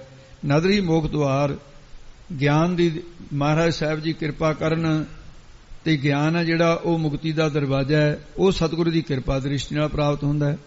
ਗੁਰਮੁਖ ਬਣ ਕੇ ਆਪਣੇ ਸਰੂਪ ਦੀ ਪਹਿਚਾਣ ਕਰੀਏ। ਅਵਰ ਕੇ ਕਰੇ ਕਰਾਏ, ਹੋਰ ਕੀ ਕਰਨਾ ਕਰਾਉਣਾ ਹੈ? ਸਿਮਰਨ ਭਜਨ ਤੋਂ ਬਿਨਾਂ ਜਾਂ ਸੇਵਾ ਕਰਨੀ ਜਾਂ ਸਿਮਰਨ ਕਰਨਾ, ਇਹੀ ਕਰਨ ਕਰਾਉਣ ਵਾਲੀ ਬਾਤ ਹੈ। ਮਿਲਿਆ ਕਾ ਕਿਆ ਮਿਲੀਐ, ਮਹਾਰਾਜ ਸਾਹਿਬ ਅੱਗੇ ਬੇਨਤੀ ਕਰੀਏ, ਹੇ ਵਾਹਿਗੁਰੂ ਤੁਹਾਡੇ ਨਾਲ ਜਿਹੜੇ ਮਿਲੇ ਹੋਏ ਨੇ ਉਹਨਾਂ ਦਾ ਹੋਰ ਕੀ ਮਿਲਣਾ ਹੈ? ਮੈਂ ਗਰੀਬ ਨਵਾਜ਼ ਸੱਚੇ ਪਾਤਸ਼ਾਹ ਤੂੰ ਕਿਰਪਾ ਕਰ, ਹੇ ਗਰੀਬ ਨਵਾਜ਼ ਤੂੰ ਸਾਨੂੰ ਮਿਲਣਾ ਕਰ, ਮੈਂ ਗਰੀਬ ਨੂੰ ਮੇਲ। ਜੇ ਉਹ ਆਪ ਜੀ ਤੋਂ ਵਿਛੜਿਆ ਹੋਇਆ ਹਾਂ, ਜੋ ਪਰਮੇਸ਼ਰ ਨਾਲ ਮਿਲੇ ਹੋਏ ਨੇ ਉਹਨਾਂ ਨਾਲ ਕਹਿੰਦੇ ਕੀ ਕਰਨਾ ਚਾਹੀਦਾ? ਉੱਤਰ ਜਿਹੜੇ ਪਰਮੇਸ਼ਰ ਦੇ ਨਾਲ ਮਿਲੇ ਹੋਏ ਨੇ ਉਹਨਾਂ ਨਾਲ ਕਹਿੰਦੇ ਕੀ ਕਰਨਾ ਚਾਹੀਦਾ? ਉੱਤਰ ਹੀ ਕਹਿੰਦੇ ਆਪਣੇ ਚਿੱਤ ਨੂੰ ਉਹਨਾਂ ਨਾਲ ਮੇਲ ਲਈਏ, ਉਹਨਾਂ ਦੇ ਸਤਸੰਗੀ ਬਣ ਜਾਈਏ, ਉਹੋ ਜਿਹਾ ਜੀਵਨ ਬਣਾ ਲਈਏ ਜੋ ਸਤਿਗੁਰੂ ਦੇ ਨਾਲ ਮਿਲ ਕੇ ਫਿਰ ਕਦੇ ਵਿਛੜਦੇ ਨਹੀਂ ਹੈ। ਉਹਨਾਂ ਨਾਲ ਆਪਣੇ ਆਪ ਨੂੰ ਮੇਲਣਾ ਕਹੀਏ ਜਿਹੜੇ ਸਤਿਗੁਰੂ ਨਾਲ ਮਿਲੇ ਹੋਏ ਨੇ। ਤੇ ਉਹ ਪਰਮੇਸ਼ਰ ਦੇ ਨਾਲ ਕਿਵੇਂ ਮਿਲੀਦਾ ਤਾਂ ਦੱਸ ਦੇਣ। ਪਰਮੇਸ਼ਰ ਦੇ ਨਾਲ ਮਿਲਣ ਵਾਸਤੇ ਇਹੀ ਤਰੀਕਾ ਹੈ, ਸ਼ਬਦ ਮਿਲੇ ਪਤਿਆਏ, ਕਿ ਸ਼ਬਦ ਦੇ ਨਾਲ ਭਰੋਸਾ ਕਰਕੇ ਗੁਰੂ ਦੇ ਉਪਦੇਸ਼ ਨਾਲ ਸ਼ਬਦ ਨਾਲ ਮਿਲੀਦਾ। ਜੋ ਸ਼ਬਦ ਨਾਲ ਮਿਲਦੇ ਨੇ ਉਹ ਸਤਿਗੁਰੂ ਪਤਿਆਏ ਅਜਮੈਸ਼ ਕਰਕੇ ਪਾਕ ਕਸਬੱਟੀ ਲਾ ਕੇ ਦੇਖਦੇ ਆ ਇਹ ਸ਼ਬਦ ਨਾਲ ਮਿਲੇ ਨੇ ਜਾਂ ਵਿਛੜੇ ਹੋਏ ਨੇ। ਜੋ ਸ਼ਬਦ ਨਾਲ ਮਿਲੇ ਨੇ ਤੇ ਉਹਨਾਂ ਨੂੰ ਸਤਿਗੁਰੂ ਪਤਿਆਏ ਨਿਸ਼ਚਾ ਕਰਾ ਦਿੰਦੇ ਆ। ਤੇ ਕੀ ਨਿਸ਼ਚਾ ਕਰਾਉਂਦੇ ਕਿ ਪ੍ਰਭੂ ਸਾਡਾ ਆਪਣਾ ਰੂਪ ਹੈ, ਇਹ ਨਿਸ਼ਚਾ ਸਤਿਗੁਰੂ ਨੇ ਕਰਾਉਣਾ ਹੈ। ਇਹ ਸਤਿਗੁਰੂ ਦੀ ਕਿਰਪਾ ਨਾਲ ਸੋਝੀ ਹੁੰਦੀ ਹੈ। ਮਨਮੁਖ ਸੋਝੀ ਨਾ ਪਵੈ, ਜਿਹੜੇ ਮਨਮੁਖ ਲੋਕ ਨੇ ਉਹਨਾਂ ਨੂੰ ਵਾਹਿਗੁਰੂ ਦੀ ਸੋਝੀ ਗਿਆਤ ਸਮਝ ਨਹੀਂ ਪੈਂਦੀ ਹੈ। ਇਸ ਕਰਕੇ ਉਹ ਵਾਹਿਗੁਰੂ ਨੂੰ ਭੁੱਲ ਕਰਕੇ ਆਪਣੀ ਦੇਹ ਦੇ ਵਿੱਚ ਹੀ ਆਪਣਾ ਦੇਹ ਨੂੰ ਹੀ ਆਤਮਾ ਮੰਨੀ ਬੈਠੇ ਹਨ। ਵਿਛੜ ਚੋਟਾ ਖਾਏ, ਉਹ ਨਾਮ ਤੋਂ ਵਿਛੜ ਕੇ, ਪ੍ਰਭੂ ਤੋਂ ਵਿਛੜ ਕੇ ਜਮਾਂ ਦੀਆਂ ਵਿਕਾਰਾਂ ਦੀਆਂ ਚੋਟਾਂ ਖਾ ਰਹੇ, ਜੰਮਣ ਮਰਨ ਦੀਆਂ ਚੋਟਾਂ ਸੱਟਾਂ ਖਾ ਰਹੇ ਹਨ। ਨਾਨਕ ਦਰ ਘਰ ਏਕ ਹੈ, ਸਤਿਗੁਰੂ ਮਹਾਰਾਜ ਸਾਹਿਬ ਜੀ ਕਥਨ ਕਰਦੇ ਨੇ ਉਹ ਪਰਮੇਸ਼ਰ ਦਾ ਗਿਆਨ ਰੂਪੀ ਦਰ ਤੇ ਸਤ ਸੰਗਤ ਰੂਪੀ ਘਰ ਏਕ ਇੱਕ ਹੀ ਹੈ। ਤੇ ਦਰ ਸਾਧ ਸੰਗਤ ਘਰ ਸੱਚਖੰਡ ਇੱਕੋ ਹੀ ਹੈ। ਉਹ ਪਰਮੇਸ਼ਰ ਦਾ ਦਰ ਗਿਆਨ ਘਰ ਸਰੂਪ ਇੱਕੋ ਹੀ ਹੈ। ਇੰਦਰੀਆਂ ਰੂਪੀ ਦਰ ਅਤੇ ਸਰੀਰ ਰੂਪੀ ਘਰ ਇੱਕ ਵਾਹਿਗੁਰੂ ਹੀ ਇਹਦੇ ਵਿੱਚ ਵਿਆਪਕ ਹੈ। ਇਸ ਕਰਕੇ ਅਵਰ ਨਾ ਦੂਜੀ ਜਾਏ, ਉਸ ਤੋਂ ਬਿਨਾ ਹੋਰ ਕੋਈ ਦੂਜੀ ਜਾਏ ਜਗ੍ਹਾ ਨਹੀਂ ਹੈ। ਉਹ ਹਰ ਥਾਂ ਤੇ ਆਪ ਹੀ ਵਿਆਪਕ ਹੈ। ਇਸ ਲਈ ਉਹਦੀ ਸ਼ਰਣੀ ਪੈ ਕੇ ਸਤਿਗੁਰਾਂ ਨਾਲ ਪਿਆਰ ਕਰੀਏ। ਉਹ ਪ੍ਰਭੂ ਆਪਣੇ ਸਰੂਪ ਵਿੱਚ ਫਿਰ ਮਿਲਾ ਲੈਂਦਾ ਹੈ। ਸ਼੍ਰੀ ਰਾਗ ਮਹੱਲਾ ਪਹਿਲਾ। ਸ਼੍ਰੀ ਰਾਗ ਦੇ ਅੰਦਰ ਗੁਰੂ ਸਾਹਿਬ ਜੀ ਕਿਰਪਾ ਕਰ ਦੇਣ ਅੱਗੇ ਹੋਰ ਮਨੁੱਖ ਭੁੱਲੇ ਭੁਲਾਈਐ। ਗੁਰੂ ਨਾਨਕ ਸਾਹਿਬ ਜੀ ਇਉਂ ਸਮਝਾਉਂਦੇ ਆ ਮਨ ਨੂੰ ਕਿ ਜਿਹੜਿਆਂ ਦੇ ਆਪਣੇ ਮਨ ਨੂੰ ਮੁੱਖ ਸਮਝਿਆ ਹੋਇਆ ਹੈ ਉਹਨਾਂ ਨੂੰ ਮਨਮੁਖ ਕਹੀਦਾ ਹੈ, ਤੇ ਗੁਰੂ ਸਾਹਿਬ ਦੇ ਉਪਦੇਸ਼ ਨੂੰ ਮੰਨ ਕੇ ਉਹ ਗੁਰਮੁਖ ਨਹੀਂ ਬਣੇ। ਉਹ ਮਨਮੁਖ ਕੀ ਕਰਦੇ? ਮਾਇਆ ਦੇ ਅਗਿਆਨ ਦੇ ਭੁਲਾਏ ਹੋਏ ਆਪਣੇ ਸਰੂਪ ਵੱਲੋਂ ਭੁੱਲ ਗਏ। ਉਹਨਾਂ ਨੂੰ ਮਾਇਆ ਨੇ ਅਗਿਆਨ ਦੀ ਭੁੱਲ ਪਾ ਕੇ ਭੁਲਾ ਦਿੱਤਾ ਹੈ। ਜਿਹੜੇ ਸਰੂਪ ਤੋਂ ਭੁੱਲੇ ਹੋਏ ਨੇ ਦੱਸਦੇ ਨੇ ਕਿ ਭੁੱਲੀ ਠੌਰ ਨਾ ਕਹਾਏ। ਜਿਹੜੇ ਸਰੂਪ ਤੋਂ ਭੁੱਲੀ ਹੋਈ ਸ੍ਰਿਸ਼ਟੀ ਹੈ ਉਹ ਉਹਨਾਂ ਨੂੰ ਲੋਕ ਪਰਲੋਕ ਚ ਕਾਏ ਕੋਈ ਠੌਰ ਥਾਂ ਨਹੀਂ ਹੈ। ਇਸ ਲੋਕ ਵਿੱਚ ਸਤਸੰਗ ਰੂਪ ਤੇ ਪਰਲੋਕ ਵਿੱਚ ਸੱਚਖੰਡ ਰੂਪੀ ਥਾਂ ਨਹੀਂ ਪ੍ਰਾਪਤ ਹੁੰਦਾ। ਉਹ ਜੀਵ ਰੂਪੀ ਇਸਤਰੀ ਅਗਿਆਨ ਦੀ ਭੁਲਾਈ ਹੋਈ ਸਰੂਪ ਤੋਂ ਭੁੱਲੀ ਹੋਈ ਹੈ ਤੇ ਉਸ ਨੂੰ ਤੁਰਿਆ ਪਦ ਰੂਪੀ ਸਤ ਸਰੂਪ ਦੀ ਥਾਂ ਪ੍ਰਾਪਤ ਨਹੀਂ ਹੁੰਦੀ ਹੈ। ਗੁਰਬਿਨ ਕੋ ਨਾ ਦਿਖਾਵੇ। ਸਤਿਗੁਰਾਂ ਤੋਂ ਬਿਨਾਂ ਅਕਾਲ ਪੁਰਖ ਵਾਹਿਗੁਰੂ ਦੇ ਸਰੂਪ ਨੂੰ ਪ੍ਰਗਟ ਕਰਕੇ ਕੋਈ ਵੀ ਨਹੀਂ ਦਿਖਾ ਸਕਦਾ। ਜੋ ਅਗਿਆਨ ਦੇ ਸਹਿਤ ਹਨ ਅੰਧੀ ਆਵੇ ਜਾਏ। ਜਿਹੜੇ ਅਗਿਆਨ ਦੇ ਸਹਿਤ ਅੰਧੀ ਸ੍ਰਿਸ਼ਟੀ ਹੈ ਉਹ ਆਵੇ ਜਾਏ ਜੰਮਦੀ ਮਰਦੀ ਰਹਿੰਦੀ ਹੈ। ਭਾਵ ਜਿਨ੍ਹਾਂ ਦੇ ਮਨ ਬੁੱਧ ਵਿੱਚ ਉਹਨਾਂ ਦੇ ਮਨ ਬੁੱਧ ਰੂਪੀ ਨੇਤਰਾਂ ਵਿੱਚ ਗਿਆਨ ਦੀ ਨਿਗਾਹ ਹੀ ਨਹੀਂ ਹੈ, ਬੈਰਾਗ ਵਿਵੇਕ ਰੂਪੀ ਨੇਤਰਾਂ ਤੋਂ ਹੀਣੇ ਨੇ, ਤੇ ਉਹ ਸ੍ਰਿਸ਼ਟੀ ਅੰਧੀ ਅਗਿਆਨ ਕਰਕੇ ਅੰਨੇ ਨੇ ਤੇ ਮਰ ਕੇ ਚਲੇ ਜਾਂਦੇ, ਜੰਮ ਕੇ ਆ ਜਾਂਦੇ ਐ। ਆਵੇ ਜਾਏ ਜੰਮਣ ਵਰਦੇ ਖੂਹ ਦੀਆਂ ਟਿੰਡਾਂ ਦੀ ਤਰ੍ਹਾਂ, ਤੇ ਜਿਵੇਂ ਟਿੰਡ ਕੋਈ ਖਾਲੀ ਹੋ ਗਈ ਕੋਈ ਭਰੀ ਹੋਈ ਆਉਂਦੀ ਹੈ, ਇਸ ਤਰ੍ਹਾਂ ਉਹ ਸੰਸਾਰ ਦੇ ਗੇੜੇ ਖਾਂਦੇ ਫਿਰਦੇ ਚੱਕਰ ਕੱਟਦੇ ਫਿਰਦੇ ਹਨ। ਗਿਆਨ ਪਦਾਰਥ ਖੋਇਆ। ਉਹਨਾਂ ਨੇ ਅਪਰੋਖ ਗਿਆਨ ਰੂਪੀ ਪਦਾਰਥ ਜੋ ਗੁਰੂ ਦੁਆਰਾ ਪ੍ਰਗਟ ਹੋਣਾ ਸੀ ਉਹ ਵਿਸ਼ਿਆਂ ਦੀ ਸੰਗਤ ਕਰਕੇ ਖੋ ਲਿਆ। ਖੋਣ ਤੋਂ ਭਾਵ ਹੈ ਗਵਾ ਲਿਆ। ਕਿਉਂਕਿ ਜਿਹੜੇ ਸ਼ਰਧਾਵਾਨ ਲੱਭਤੇ ਗਿਆਨ ਤਾਂ ਸ਼ਰਧਾਵਾਨਾਂ ਨੂੰ ਮਿਲਣਾ। ਜੋ ਸਤਿਗੁਰਾਂ ਤੇ ਸ਼ਰਧਾ ਕਰਦੇ ਨੇ ਉਹਨਾਂ ਨੂੰ ਸਤਿਗੁਰਾਂ ਪਾਸੋਂ ਗਿਆਨ ਪਦਾਰਥ ਦੀ ਪ੍ਰਾਪਤੀ ਹੋ ਜਾਂਦੀ ਹੈ। ਜਿਹੜੇ ਮਨਮੁਖ ਹਨ ਠਗਿਆ ਮੁੱਠਾ ਜਾਏ। ਤੇ ਪਰ ਮਨਮੁਖ ਇਸ ਪਦਾਰਥ ਨੂੰ ਗਵਾ ਲੈਂਦੇ ਐ। ਉਹ ਮਨਮੁਖ ਕਾਮ ਕ੍ਰੋਧ ਆਦ ਇਹਨਾਂ ਠੱਗਾਂ ਨੇ ਠੱਗ ਲਏ। ਸ਼ੁਭ ਗੁਣਾਂ ਨੂੰ ਮੁੱਠਾ ਲੁਟਾ ਕੇ ਦੁਨੀਆ ਤੋਂ ਚਲਿਆ ਜਾਂਦਾ ਹੈ। ਕਾਮ ਕ੍ਰੋਧ ਠੱਗਾਂ ਨੇ ਠੱਗਿਆ ਹੋਇਆ ਪਰਲੋਕ ਨੂੰ ਜਾਂਦਾ ਹੈ। ਜਿਵੇਂ ਠੱਗਿਆ ਹੋਇਆ ਬੰਦਾ ਖਾਲੀ ਹੱਥ ਘਰ ਨੂੰ ਪਰਤਦਾ ਹੈ, ਐ ਫਿਰ ਖਾਲੀ ਹੱਥ ਜਾਂਦਾ ਸ਼ੁਭ ਗੁਣਾਂ ਤੋਂ ਬਿਨਾ। ਬਾਬਾ ਮਾਇਆ ਭਰਮ ਭੁਲਾਏ। ਬਾਬਾ ਹੈ ਭਾਈ, ਮਾਇਆ ਜਿਹੜੀ ਹੈ, ਮਾਇਆ ਨੇ ਜੀਵਾਂ ਨੂੰ ਭਰਮ ਵਿੱਚ ਪਾ ਕੇ ਨਿਜ ਸਰੂਪ ਤੋਂ ਭੁਲਾ ਦਿੱਤਾ ਹੈ। ਜਿਸ ਤਰ੍ਹਾਂ ਜਿਹੜੀ ਸਰਪਣੀ ਹੈ ਉਹ ਆਪਣੀ ਕੁੰਡਲ ਵਿੱਚ ਆਏ ਹੋਏ ਆਪਣੇ ਬੱਚਿਆਂ ਨੂੰ ਖਾ ਜਾਂਦੀ ਹੈ, ਤੇ ਇਹ ਜਿਹੜੀ ਮਾਇਆ ਕੁੰਡਲੀ ਮਾਰੀ ਹੋਈ ਆ ਸਾਰੇ। ਇਸੇ ਪ੍ਰਕਾਰ ਜਾਏ ਆਪਣੇ ਖਾਏ। ਮਾਇਆ ਕੁੰਡਲ ਮਾਰ ਕੇ ਕਹਿੰਦੇ ਜਿਹੜੀ ਛਪਣੀ ਹੈ ਉਹ ਜਿੰਨੇ ਵੀ ਆਂਡੇ ਉਹਦੀ ਕੁੰਡਲ ਦੇ ਵਿੱਚ ਨੂੰ ਚੱਟ ਕੇ ਖਾ ਜਾਂਦੀ ਹੈ ਸਾਰਿਆਂ ਨੂੰ। ਇਹ ਉਹਦੀ ਆਦਤ ਹੈ। ਜਿਹੜਾ ਕਿਤੇ ਉਹਦੇ ਜਿਸਮ ਦੇ ਨਾਲ ਹਿੱਲ ਕੇ ਰੁੜ ਕੇ ਆਂਡਾ ਦੂਰ ਚਲਿਆ ਜਾਂਦਾ ਹੈ, ਬਸ ਉਹ ਹੀ ਬਚਦਾ ਹੈ। ਜੇ ਕਿਤੇ ਛਪਣੀ ਦੇ ਸਾਰੇ ਆਂਡੇ ਜੀਵਤ ਰਹਿ ਜਾਣੇ, ਵਾਹਿਗੁਰੂ ਦੀ ਨੇਤ ਹੈ। ਇੱਥੇ ਧਰਤੀ ਤੇ ਜਿਵੇਂ ਕੀੜੇ ਤੁਰੇ ਫਿਰਦੇ, ਸੱਪ ਐ ਤੁਰੇ ਫਿਰਨ, ਇਹ ਵਾਹਿਗੁਰੂ ਦੀ ਨੇਤ ਹੈ। ਇਹ ਹੁਣ ਛਪਣੀ ਦਾ ਪ੍ਰਮਾਣ ਦਿੱਤਾ ਹੈ ਕਿ ਮਾਇਆ ਜਿਹੜੀ ਹੈ ਛਪਣੀ ਹੈ। ਮਾਇਆ ਦੁਆਰਾ ਏਕਾ ਮਾਈ ਜੁਗਤ ਵੇ ਤਿੰਨ ਚੇਲੇ ਪ੍ਰਮਾਣ ਸੰਸਾਰ ਪੈਦਾ ਹੋਇਆ, ਖਾ ਰਹੀ ਹੈ ਛਪਣੀ ਦੀ ਤਰ੍ਹਾਂ ਅਗਿਆਨ ਕਰਕੇ। ਜਿਹੜਾ ਇਹਦੀ ਕੁੰਡਲ ਤੋਂ, ਮਾਇਆ ਦੀ ਕੁੰਡਲ ਤੋਂ ਸਤਿਗੁਰਾਂ ਦੀ ਸੰਗਤ ਵਿੱਚ ਬਾਹਰ ਚਲਿਆ ਗਿਆ, ਤੇ ਜਿਹੜਾ ਇਸ ਕੁੰਡਲ ਤੋਂ ਬਾਹਰ ਅਗਿਆਨ ਤੋਂ ਚਲਿਆ ਗਿਆ, ਗਿਆਨ ਦੇ ਵਿੱਚ ਆ ਗਿਆ, ਬਸ ਉਹ ਬਚ ਜਾਏਗਾ। ਉਹਦਾ ਜੀਵਨ ਬਚੇਗਾ ਨਹੀਂ, ਤਬਾਹ ਹੋ ਜਾਂਦਾ ਹੈ। ਪਰਮ ਭੁਲੀ ਦੁਹਾਗਣੀ। ਹੁਣ ਦੁਹਾਗਣੀ ਛੁੱਟੜ ਔਰਤ ਦਾ ਪ੍ਰਮਾਣ ਦਿੰਦੇ ਆ, ਜੋ ਆਪਣੇ ਪਤੀ ਨੇ ਛੱਡ ਦਿੱਤੀ ਹੈ, ਉਹ ਫਿਰ ਭਰਮ ਦੇ ਭੁੱਲੀ ਫਿਰਦੀ ਹੈ। ਭਰਮ ਭੁੱਲੀ ਛੱਡੀ ਵੀ ਤਾਂ ਹੀ ਸੀ, ਉਹ ਦੇਵੀ ਦੇਵਤਿਆਂ ਦੇ ਮੰਨਣ ਦੀ ਤਰ੍ਹਾਂ, ਛੁੱਟੜ ਔਰਤ ਦੀ ਤਰ੍ਹਾਂ ਇਹ ਜੀਵ ਹੈ ਜਿਹੜਾ ਕਹਿੰਦਾ ਦੇਵੀ ਤੋਂ ਵੀ ਕੁਝ ਮਿਲਦਾ ਹੈ, ਦੇਵਤਿਆਂ ਤੋਂ ਕੁਝ ਮਿਲਦਾ ਹੈ, ਪਖੰਡੀਆਂ ਤੋਂ ਮਿਲ ਜਾਏ। ਉਹ ਜਿਵੇਂ ਦੁਹਾਗਣ ਜਿਹੜੀ ਕਰ ਦਿੱਤੀ ਹੈ, ਉਹ ਤਾਂ ਹੀ ਦੁਹਾਗਣ ਹੋਈ ਹੈ ਨਾ ਵੀ ਇਹ ਪਤੀ ਨੇ ਦੇਖ ਲਿਆ ਵੀ ਇਹ ਪਰਾਏ ਪੁਰਸ਼ਾਂ ਦੇ ਨਾਲ ਸੰਬੰਧ ਕਰੀ ਫਿਰਦੀ ਹੈ, ਇਹ ਉਹਨੂੰ ਭਰਮ ਹੋ ਗਿਆ ਵੀ ਮੇਰੇ ਪਤੀ ਨਾਲੋਂ ਖਾਨੀ ਹੈ, ਜਿਸ ਵਿੱਚ ਸੁੱਖ ਜ਼ਿਆਦਾ ਮਿਲੇਗਾ। ਇਸੇ ਤਰ੍ਹਾਂ ਦੁਹਾਗਣ ਦੀ ਤਰ੍ਹਾਂ ਛੁੱਟੜ ਔਰਤ ਇਹ ਜੀਵ ਆਤਮਾ ਹੈ ਜਿਹੜਾ ਵੀ ਰੱਬ ਨਾਲੋਂ ਖਾਨੀ, ਇਹ ਛੇਤੀ ਖੁਸ਼ ਹੋ ਕੇ ਦੇ ਦੇਣਗੇ ਪਦਾਰਥ, ਮੈਨੂੰ ਛੁੱਟੜ ਹੋ ਰਹੀ ਹੈ। ਤੇ ਫਿਰ ਉਹ ਫਿਰ ਪਤੀ ਪਰਮੇਸ਼ਰ ਜਿਹੜਾ ਵਾਹਿਗੁਰੂ ਹੈ, ਨਾ ਫਿਰ ਅੰਕ ਸਮਾਏ। ਉਹ ਪਤੀ ਪਰਮੇਸ਼ਰ ਦੇ ਅੰਕ ਸਰੂਪ ਵਿੱਚ ਸਮਾਏ ਨਹੀਂ ਸਕਦੀ, ਮਿਲ ਨਹੀਂ ਸਕਦੀ ਹੈ। ਰਹਾਉ ਅਸਥਾਈ ਦੇ ਕੇ ਫਰਮਾਨ ਕਰਦੇ, ਜਿਵੇਂ ਪ੍ਰਕਾਸ਼ ਵਿੱਚ, ਇਸੇ ਪ੍ਰਕਾਸ਼ ਵਿੱਚ ਜੀਵ ਰੂਪ ਇਸਤਰੀ, ਇਹ ਕਹਿੰਦੇ ਇਸ ਗਿਆਨ ਦੇ ਪ੍ਰਕਾਸ਼, ਇਹ ਜਿਹੜਾ ਪ੍ਰਮਾਣ ਦਿੰਦੇ ਆ,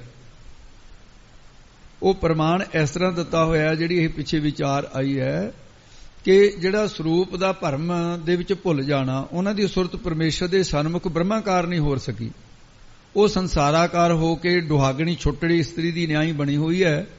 ਉਹ ਫਿਰ ਪਤੀ ਪਰਮਾਤਮਾ ਆਪਣੇ ਅੰਕ ਸਰੂਪ ਵਿੱਚ ਲੀਨ ਨਹੀਂ ਕਰਦਾ, ਉਹਨਾਂ ਨੂੰ ਪ੍ਰੇਮ ਦੇ ਵਿੱਚ ਲੀਨ ਨਹੀਂ ਹੁੰਦੀ ਹੈ। ਇਸ ਕਰਕੇ ਫਿਰ ਇਹ ਛੁੱਟੜ ਹੋ ਗਈ। ਸਤਾਈ ਦੇ ਕੇ ਅੱਗੇ ਫਰਮਾਨ ਕਰਦੇ ਨੇ, ਭੁੱਲੀ ਫਿਰੈ ਦਸੰਤਰੀ। ਪਰਮੇਸ਼ਰ ਦੇ ਨਾਮ ਤੋਂ ਭੁੱਲੀ ਹੋਈ ਜੀਵ ਰੂਪ ਇਸਤਰੀ ਜਾਂ ਸ੍ਰਿਸ਼ਟੀ ਪਰਮਾਤਮਾ ਨੂੰ ਲੱਭਣ ਦੇ ਲਈ ਫਿਰ ਕਿਤੇ ਦਿਸੰਤਰੀ, ਦਿਸ਼ਾ ਦੇ ਅੰਤਰ ਹੋਰ ਦਿਸ਼ਾ ਜਿਹੜੀਆਂ ਪੂਰਬ ਪੱਛਮ ਉੱਤਰ ਦੱਖਣ ਈਸ਼ਾਨ ਨੈਰ ਤੇ ਵੈਵੇ ਅਗਨ, ਇਹ ਚਾਰ ਦਿਸ਼ਾਵਾਂ ਦੇ ਵਿੱਚ ਜਾਂ 10 ਦਿਸ਼ਾਵਾਂ ਦੇ ਵਿੱਚ ਭੜਕਦੀ ਫਿਰਦੀ ਹੈ। ਭੁੱਲੀ ਗ੍ਰਹਿ ਤਜ ਜਾਏ। ਤੇ ਆਪਣੇ ਘਰ ਨੂੰ ਛੱਡ ਕੇ, ਨਿਜ ਸਰੂਪ ਦੇ ਘਰ ਨੂੰ ਛੱਡ ਕੇ, ਕੋਈ ਦੱਖਣ ਦੇਸ਼ ਕੋਈ ਪੱਛਮ ਦੇਸ਼ ਨੂੰ ਲੱਭਦਾ ਫਿਰਦਾ। ਦੱਖਣ ਦੇਸ਼ ਹਰੀ ਕਾ ਵਾਸਾ, ਪੱਛਮ ਅਲਹ ਮੁਕਾਮਾ, ਇਹ ਦਸੰਤਰਾਂ ਦੀ ਫਿਰਦੇ ਹੈ। ਆਪਣਾ ਜਿਹੜਾ ਨਿਜ ਸਰੂਪ ਰੂਪੀ ਘਰ ਸੀ ਉਹ ਤਜ ਦਿੱਤਾ ਹੈ। ਅਗਿਆਨ ਦੇ ਭੁੱਲੀ ਹੋਈ ਜੀਵ ਇਸਤਰੀ ਸ੍ਰਿਸ਼ਟੀ ਇਹ ਘਰ-ਵਾਰ ਤਿਆਗ ਕੇ ਜੰਗਲਾਂ ਦੇ ਵਿੱਚ ਚਲੇ ਜਾਂਦੇ ਆ। ਕਈ ਮਨੁੱਖ ਪੁਰਸ਼ਾਂ ਦੀ ਦਿਸ਼ਾ ਕੈਸੀ ਬਿਰਤੀਆਂ ਹੁੰਦੀਆਂ ਨੇ, ਉਹ ਭਰਮ ਦੇ ਵਿੱਚ ਭੁੱਲੀਆਂ ਫਿਰਦੀਆਂ ਹਨ। ਕਦੇ ਪ੍ਰਮਾਣ ਸੰਸਾ, ਕਦੇ ਵਿਪਰਜੈ ਸੰਸਾ, ਕਦੇ ਨਿੰਦਰਾ, ਕਦੇ ਪ੍ਰਮਾਣ ਵਿਪਰਜੈ ਨਿੰਦਰਾ ਸਿਮਰਤੀ ਵਿਕਲਪ, ਇਹ ਬਿਰਤੀਆਂ ਜਿਹੜੀਆਂ ਭਜਾਈ ਫਿਰਦੀਆਂ, ਇਹ ਦਸੇ ਦਿਸ਼ਾ ਬਿਰਤੀਆਂ ਦੇ ਵਿੱਚ ਭੱਲੇ ਫਿਰਦੇ। ਸਾਧ ਸੰਗਤ ਰੂਪੀ ਘਰ ਨੂੰ ਛੱਡ ਕੇ ਭੁੱਲੀ ਹੋਈ ਅਗਿਆਨੀਆਂ ਦੀ ਬਿਰਤੀ ਸੰਸਾਰ ਦੇ ਉਜਾੜ ਵਿੱਚ ਜਾ ਰਹੀ ਹੈ। ਇਹ ਸੰਸਾਰ ਉਜਾੜ ਦੀ ਨਿਆਈ ਹੈ। ਭੁੱਲੀ ਹੋਈ ਜੀਵ ਰੂਪੀ ਇਸਤਰੀ, ਉਹ ਸ੍ਰਿਸ਼ਟੀ ਰੂਪ ਤੁਰਿਆ ਪਦ, ਇਹ ਐਸੀ ਸ੍ਰਿਸ਼ਟੀ ਹੈ, ਉਹ ਤੁਰਿਆ ਪਦ ਰੂਪੀ ਘਰ ਨੂੰ ਛੱਡ ਕੇ ਜੂਨਾਂ ਵਿੱਚ ਜਾ ਰਹੀ ਹੈ। ਇਹ ਸ੍ਰਿਸ਼ਟੀ ਐਸੇ ਜੀਵ ਰੂਪ ਜਿਹੜੇ ਜਿੰਨੇ ਵੀ ਹਨ, ਤੇ ਇਸ ਕਰਕੇ ਸ੍ਰਿਸ਼ਟੀ ਰੂਪ ਜਿਹੜੀ ਹੈ ਉਹ ਸਾਰੇ ਜੀਵਾਂ ਦੀ ਇਹ ਹਾਲਤ ਹੋ ਰਹੀ ਹੈ। ਇਹ ਛੱਡ ਕੇ ਤੁਰੀ ਜਾਂਦੇ ਹੈ। ਤੁਰਿਆ ਪਦ ਰੂਪੀ ਘਰ ਨੂੰ ਛੱਡ ਕੇ ਜੂਨਾਂ ਦੇ ਵਿੱਚ ਸ੍ਰਿਸ਼ਟੀ ਤੁਰੀ ਫਿਰਦੀ ਹੈ। ਭੁੱਲੀ ਡੂੰਗਰ ਥਲ ਚੜੈ। ਭੁੱਲੀ ਹੋਈ ਜੀਵ ਰੂਪੀ ਇਸਤਰੀ ਜਾਂ ਇਹ ਸ੍ਰਿਸ਼ਟੀ ਡੂੰਗਰ ਪਹਾੜਾਂ ਤੇ, ਕਦੇ ਥਲ ਮਾਰੂ ਥਲਾਂ ਟਿੱਬਿਆਂ ਤੇ ਚੜ੍ਹ ਕੇ ਰੇਤਲੀ ਜ਼ਮੀਨ ਤੇ ਉੱਥੇ ਲੱਭਦੇ ਫਿਰਦੇ ਆ, ਉੱਥੇ ਬੈਠਦੇ ਆ। ਕਦੇ ਪਰਬਤਾਂ ਤੇ, ਕੈਲਾਸ਼ ਪਰਬਤ ਤੇ, ਸਮੇਰ ਪਰਬਤ ਤੇ ਚੜ੍ਹ ਜਾਂਦੇ ਆ ਜੋਗੀ, ਇੱਥੇ ਪਰਮੇਸ਼ਰ ਦੀ ਪ੍ਰਾਪਤੀ ਹੋਏਗੀ। ਕੋਈ ਮਾਰੂ ਥਲਾਂ ਦੇ ਤੱਤੇ ਰੇਤਿਆਂ ਦੇ ਵਿੱਚ ਬਹਿ ਕੇ ਆਪਣਾ ਜੀਵਨ ਬਰਬਾਦ ਕਰ ਰਹੇ ਹੈ। ਭੁੱਲੀ ਹੋਈ ਸ੍ਰਿਸ਼ਟੀ ਜਿਹੜੀ ਹੈ ਉਹ ਡੂਗਰ ਜਿਹੜੇ ਨੇ, ਡੂਗਰ ਪਹਾੜਾਂ ਦਾ ਨਾ, ਸਵਰਗ ਰੂਪ ਪਹਾੜਾਂ ਦੇ ਉੱਤੇ ਚੜ੍ਹਨ ਦੀ ਇੱਛਾ ਨਾਲ ਅਨੇਕਾਂ ਕਰਮ ਕਰਦੀ ਹੈ। ਕਈ ਪਰਮੇਸ਼ਰ ਦੇ ਨਿਸ਼ਰਦਪਣੇ ਵਿੱਚ ਉਹ ਮਾਰੂ ਥਲਾਂ ਦੀ ਨਿਆਈ ਭੂਤਾਂ ਪ੍ਰੇਤਾਂ ਦੀ ਉਪਾਸਨਾ ਵਿੱਚ ਭੁੱਲੇ ਫਿਰਦੇ ਹੈ। ਮੜੀ ਮਸਾਣੀ ਮੂੜੇ ਜੋਗ ਨਾ ਹੈ। ਉਹ ਜੀਵ ਭਰਮ ਦੇ ਵਿੱਚ ਭੁੱਲਣ ਕਰਕੇ ਭਰਮ ਮਨ ਡੋਲਾਏ। ਜੀਵ ਭਰਮ ਦੇ ਵਿੱਚ ਭੁੱਲੇ ਹੋਣ ਕਰਕੇ ਡੋਲਦੇ ਫਿਰਦੇ ਆ। ਜਿਵੇਂ ਚੰਡੋਲ ਜਿਹੜਾ ਡੋਲਦਾ ਹੈ, ਇਸੇ ਤਰ੍ਹਾਂ ਆਪਣੇ ਮਨ ਨੂੰ ਮਾਇਆ ਦੇ ਡੋਲ ਵਿੱਚ ਡੁਲਾ ਰਹੇ ਹਨ। ਧੁਰਹੁ ਬਚੁੰਨੀ ਕਿਉਂ ਮਿਲੈ। ਜਿਹੜੀ ਰੂਹ ਧੁਰਾਂ ਤੋਂ ਜੀਵ ਰੂਪ ਇਸਤਰੀ ਆਪਣੇ ਧੁਰ ਪਰਮਾਤਮਾ ਤੋਂ ਲਿਵ ਵੱਲੋਂ ਵਿਛੜ ਗਈ, ਚੁੱਕ ਗਈ ਹੈ ਲਿਵ ਉਹਦੀ, ਤੇ ਉਹ ਫਿਰ ਅੰਤਰਮੁਖ ਹੋ ਕੇ ਪਰਮੇਸ਼ਰ ਨਾਲ ਕਿਵੇਂ ਮਿਲ ਸਕਦੀ ਹੈ। ਧੁਰੋਂ ਵਿੱਚ ਉਹਨੂੰ ਕਿਉਂ ਮਿਲੇ, ਕਿਵੇਂ ਮਿਲੇਗੀ। ਇਹ ਜੀਵ ਰੂਪ ਇਸਤਰੀ ਜਿਹੜੀ ਤੇ ਐਸੀ ਦੀ ਹਾਲਤ ਹੈ, ਗਰਭ ਮੁਠੀ ਬਿਲ ਲਾਏ, ਉਹ ਹੰਕਾਰ ਕਰਦੀ ਹੈ। ਮੈਂ ਇੰਨੇ ਸਾਧਨ ਕੀਤੇ ਨੇ, ਰੱਬ ਹੁਣ ਵੀ ਨਹੀਂ ਮਿਲਿਆ। ਧੂਣੀਆਂ ਤਾਪੀਆਂ, ਜਲ ਧਾਰੇ ਕੀਤੀ, ਤੀਰਥ ਇਸ਼ਨਾਨ ਕੀਤਾ, ਆਪਣੇ ਸਾਧਨਾਂ ਦੇ ਗੁਣਾਂ ਦਾ ਹੰਕਾਰ ਵਿੱਚ ਲੁੱਟੀ ਹੋਈ ਹੈ। ਫਿਰ ਅੰਤ ਨੂੰ ਬਿਰਲਾਪ ਕਰਦੀ ਹੈ, ਪੱਲੇ ਕੁਛ ਵੀ ਨਹੀਂ ਪੈਂਦਾ ਹੈ। ਵਿਛੜਿਆ ਗੁਰ ਮੇਲ ਸੀ, ਇਹ ਭਾਈ ਸਤਿਗੁਰੂ ਨਾਨਕ ਦੇਵ ਜੀ ਧੰਨ ਨੇ ਜੋ ਵਿਛੜਿਆਂ ਨੂੰ ਮੇਲਦੇ ਆ। ਹਰੀ ਪਰਮੇਸ਼ਰ ਵਾਹਿਗੁਰੂ ਦੇ ਮੇਲ ਸੀ, ਮੇਲ ਦਿੰਦੇ ਨੇ, ਹੁਣ ਵੀ ਮੇਲਦੇ ਆ ਤੇ ਪਿੱਛੇ ਵੀ ਮੇਲਦੇ ਸੀ, ਅੱਗੇ ਨੂੰ ਵੀ ਵਾਹਿਗੁਰੂ ਸਤਿਗੁਰੂ ਮਿਲਣਗੇ ਵਿਛੜਿਆਂ ਨੂੰ। ਹਰ ਰਸ ਨਾਮ ਪਿਆਰ, ਜਿਨ੍ਹਾਂ ਨੂੰ ਅੰਦਰੋਂ ਨਾਮ ਨਾਲ ਪਿਆਰ ਹੈ, ਹਰੀ ਦਾ ਰਸ ਪ੍ਰਾਪਤ ਹੈ, ਉਹਨਾਂ ਨੂੰ ਗੁਰੂ ਸਾਹਿਬ ਜੀ ਜਨਮਾਂ ਜਨਮਾਤਰਾਂ ਦੇ ਵਿਛੜਿਆ ਹੋਇਆਂ ਨੂੰ ਸਤਿਗੁਰਾਂ ਵਾਹਿਗੁਰੂ ਪਰਮੇਸ਼ਰ ਦੇ ਨਾਲ ਮੇਲ ਸੀ, ਮੇਲ ਦਿੰਦੇ ਨੇ। ਪਹਿਲਾਂ ਵੀ ਮੇਲਦੇ ਸੀ, ਅੱਗੇ ਨੂੰ ਵੀ ਮੇਲਦੇ ਰਹਿਣਗੇ। ਹੁਣ ਵੀ ਨਾਮ ਦੁਆਰਾ ਹੀ ਮਿਲਾਪ ਹੋ ਰਿਹਾ, ਮਿਲਾ ਰਹੇ ਨੇ ਸ਼ਬਦ ਦੁਆਰਾ ਹੋ ਕੇ, ਬਾਣੀ ਦੁਆਰਾ ਹੋ ਕੇ, ਪਿਆਰ ਪਿਲਾ ਕੇ ਹਰੀ ਰਸ ਨੂੰ ਆਨੰਦ ਬਖਸ਼ਦੇ ਹਨ। ਸਾਚ ਸਹਿਜ ਸੋਭਾ ਕਣੀ, ਜਿਨ੍ਹਾਂ ਨੇ ਹਰੀ ਪਰਮੇਸ਼ਰ ਵਾਹਿਗੁਰੂ ਦੇ ਸਾਰੀ ਤੁਕ ਬੋਲਦੇ ਹੋ ਜੀ। ਹਰ ਗੁਣ ਨਾਮ ਆਧਾਰ, ਹਰੀ ਪਰਮੇਸ਼ਰ ਦੇ ਸੁਭ ਗੁਣਾਂ ਨੂੰ ਗ੍ਰਹਿਣ ਕਰਕੇ ਨਾਮ ਦਾ ਆਧਾਰ ਆਸਰਾ ਲਿਆ ਹੈ। ਉਹਨਾਂ ਨੂੰ ਸਹਿਜ ਸ਼ਾਂਤੀ ਗਿਆਨ ਅਵਸਥਾ ਪ੍ਰਾਪਤ ਹੋਈ ਹੈ। ਸੱਚ ਸੱਚਾ ਨਾਮ ਜਪਣ ਕਰਕੇ ਲੋਕ ਪਰਲੋਚ ਘਣੀ ਬਹੁਤੀ ਸੋਭਾ ਨਾਮ ਵਡਿਆਈ ਦਾ ਵਡਿਆਈ ਪ੍ਰਾਪਤ ਹੋ ਜਾਂਦੀ ਹੈ। ਸੱਚ ਨਿਸ਼ਚੈ ਕਰਕੇ ਘਣੀ ਸੋਭਾ ਹੁੰਦੀ ਹੈ। ਜਿਉ ਭਾਵੈ ਤਿਉ ਰਖ ਤੂੰ, ਤੇ ਜਿਉ ਭਾਵੈ ਤੂੰ ਰਖ ਤੂੰ। ਉਹ ਗੁਣਾਂ ਦੇ ਸਹਿਤ ਤੇ ਇਹ ਫਿਰ ਗੁਣਾਂ ਦਾ ਮਾਣ ਨਹੀਂ ਕਰਦੇ। ਗੁਣਾਂ ਦੇ ਸਹਿਤ ਹੈ ਪਰ ਗੁਣਾਂ ਦਾ ਮਾਣ ਛੱਡ ਦਿੰਦੇ ਨੇ। ਕਹਿੰਦੇ ਕੀ ਨੇ, ਹੇ ਪਰਮੇਸ਼ਰ, ਜਿਵੇਂ ਆਪ ਜੀ ਨੂੰ ਭਾਉਂਦਾ ਹੈ ਭਾਵੈ ਤਿਉਂ ਉਵੇਂ ਜਿਵੇਂ ਸਾਡੀ ਰੱਖ ਰੱਖਿਆ ਕਰ। ਹੇ ਵਾਹਿਗੁਰੂ, ਸਾਡਾ ਤੇਰੇ ਬਿਨਾ ਮੈਂ ਤੁਝ ਬਿਨ ਕਵਨ ਪਧਾਰ, ਸਾਡਾ ਤੀਤੋਂ ਬਿਨਾ ਕੌਣ ਪਧਾਰ ਪਤੀ ਹੈ, ਭਾਵ ਹੋਰ ਕੋਈ ਹੈ ਨਹੀਂ। ਅੰਨ ਵਸਤਰ ਕਰਕੇ ਪਦਾਰਥਾਂ ਕਰਕੇ ਪੂਰਤੀ ਕਰਨ ਵਾਲਾ ਤੂੰ ਹੀ ਹੈ। ਗਰਭ ਵਿੱਚ ਰੱਖਿਆ ਕੀਤੀ ਤਾਂ ਤੂੰ ਕੀਤੀ। ਤੁਹਾਤੋਂ ਬਿਨਾ ਮੁਕਤੀ ਰੂਪ ਸੁਖ ਸਾਨੂੰ ਦੇਣ ਵਾਲਾ ਕੌਣ ਪਧਾਰ ਪਤੀ ਹੈ, ਭਾਵ ਕੋਈ ਨਹੀਂ ਹੈ। ਅੱਖਰ ਪੜ ਪੜ ਭੁੱਲੀਏ, ਪਰਮੇਸ਼ਰ ਦੀ ਪ੍ਰੇਮਾ ਭਗਤੀ ਤੋਂ ਬਗੈਰ ਸ਼ਾਸਤਰਾਂ ਦੇ ਅੱਖਰਾਂ ਨੂੰ, ਗ੍ਰੰਥਾਂ ਦੇ ਅੱਖਰਾਂ ਨੂੰ ਪੜ ਪੜ ਕੇ ਪੰਡਿਤ ਵਿਦਵਾਨ ਲੋਕ ਉਹ ਮਾਇਆ ਤੇ ਅਗਿਆਨ ਦੇ ਭੁੱਲ ਵਿੱਚ ਭੁੱਲੇ ਫਿਰਦੇ ਐ। ਵੇਦਾਂ ਸ਼ਾਸਤਰਾਂ ਦੇ ਅੱਖਰਾਂ ਨੂੰ ਪੜ ਪੜ ਕੇ ਭੁਲੇਖੇ ਵਿੱਚ ਪੈ ਜਾਂਦੇ ਐ। ਇਸ ਕਰਕੇ ਫਿਰ ਉਹਨਾਂ ਦੀ ਹਾਲਤ ਅੱਗੇ ਹੋਰ ਦੱਸਦੇ ਨੇ।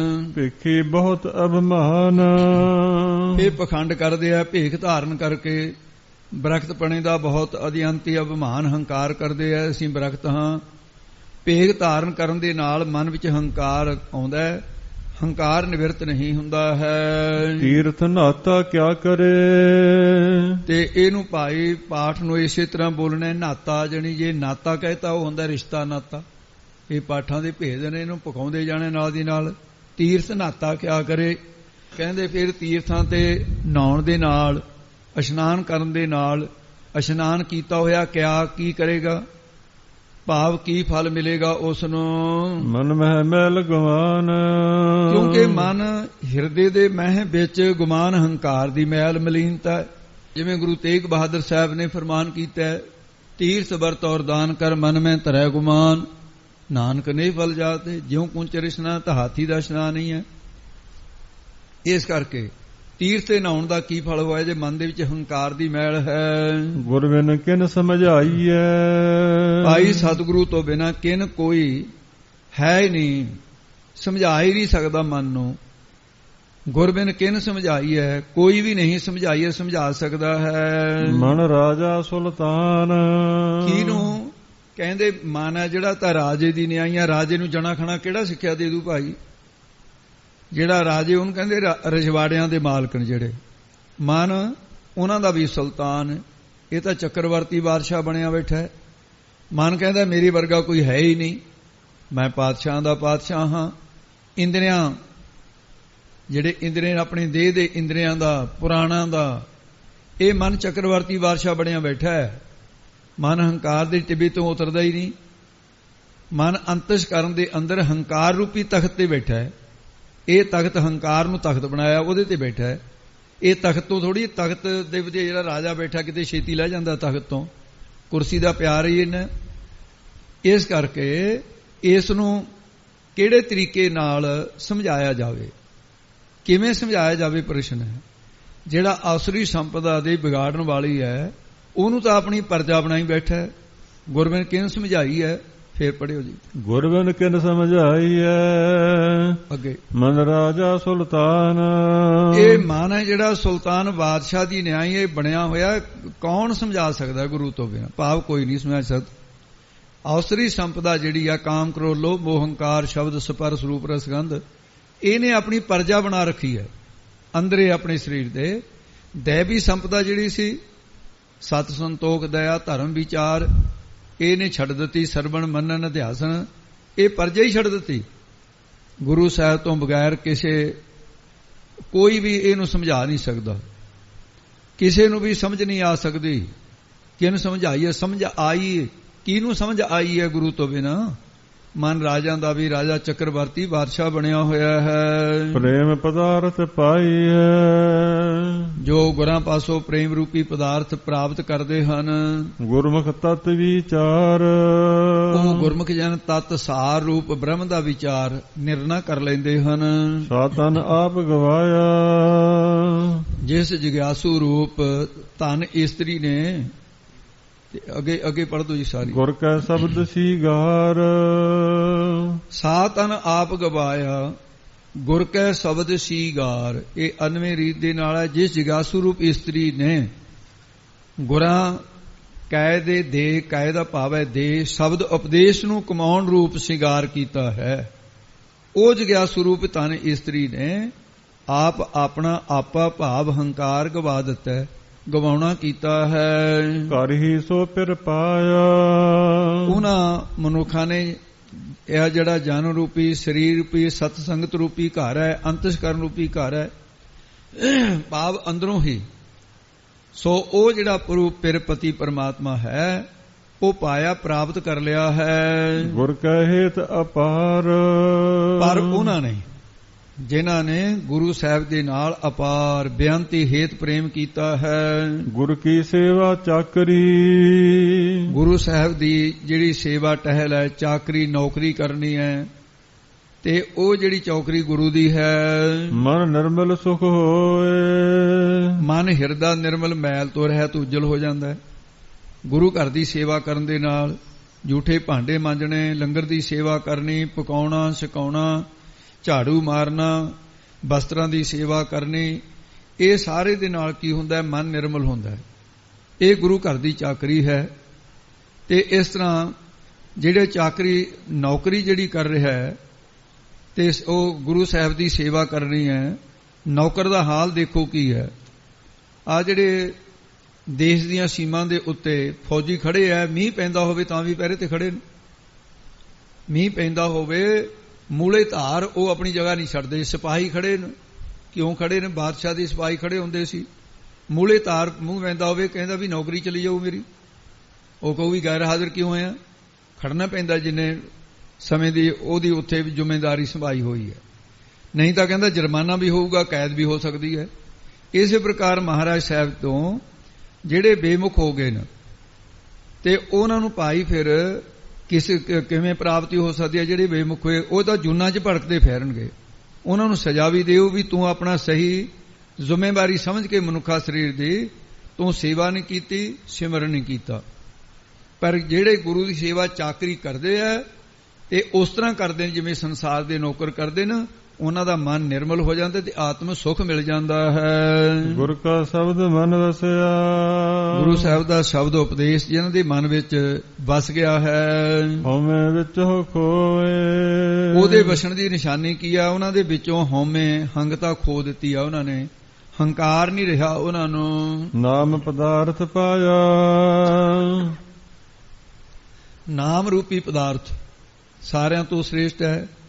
ਨਾਮ ਪਦਾਰਥ ਪਾਇਆ, ਪ੍ਰਾਪਤ ਕੀਤਾ ਉਹਨਾਂ ਨੇ। ਫਿਰ ਜਿਨ੍ਹਾਂ ਨੇ ਹੰਗਤਾ ਗਵਾ ਦਿੱਤੇ, ਲਾਭ ਸਦਾ ਮਨ ਹੋਏ, ਉਹਨਾਂ ਨੂੰ ਮਨ ਜਿਹੜਾ ਦੇ ਕੇ ਮਨ ਦੀ ਚੋਂ ਹੰਕਾਰ ਜਿਹੜਾ ਨਿਵਰਤ ਕਰ ਦਿੱਤਾ।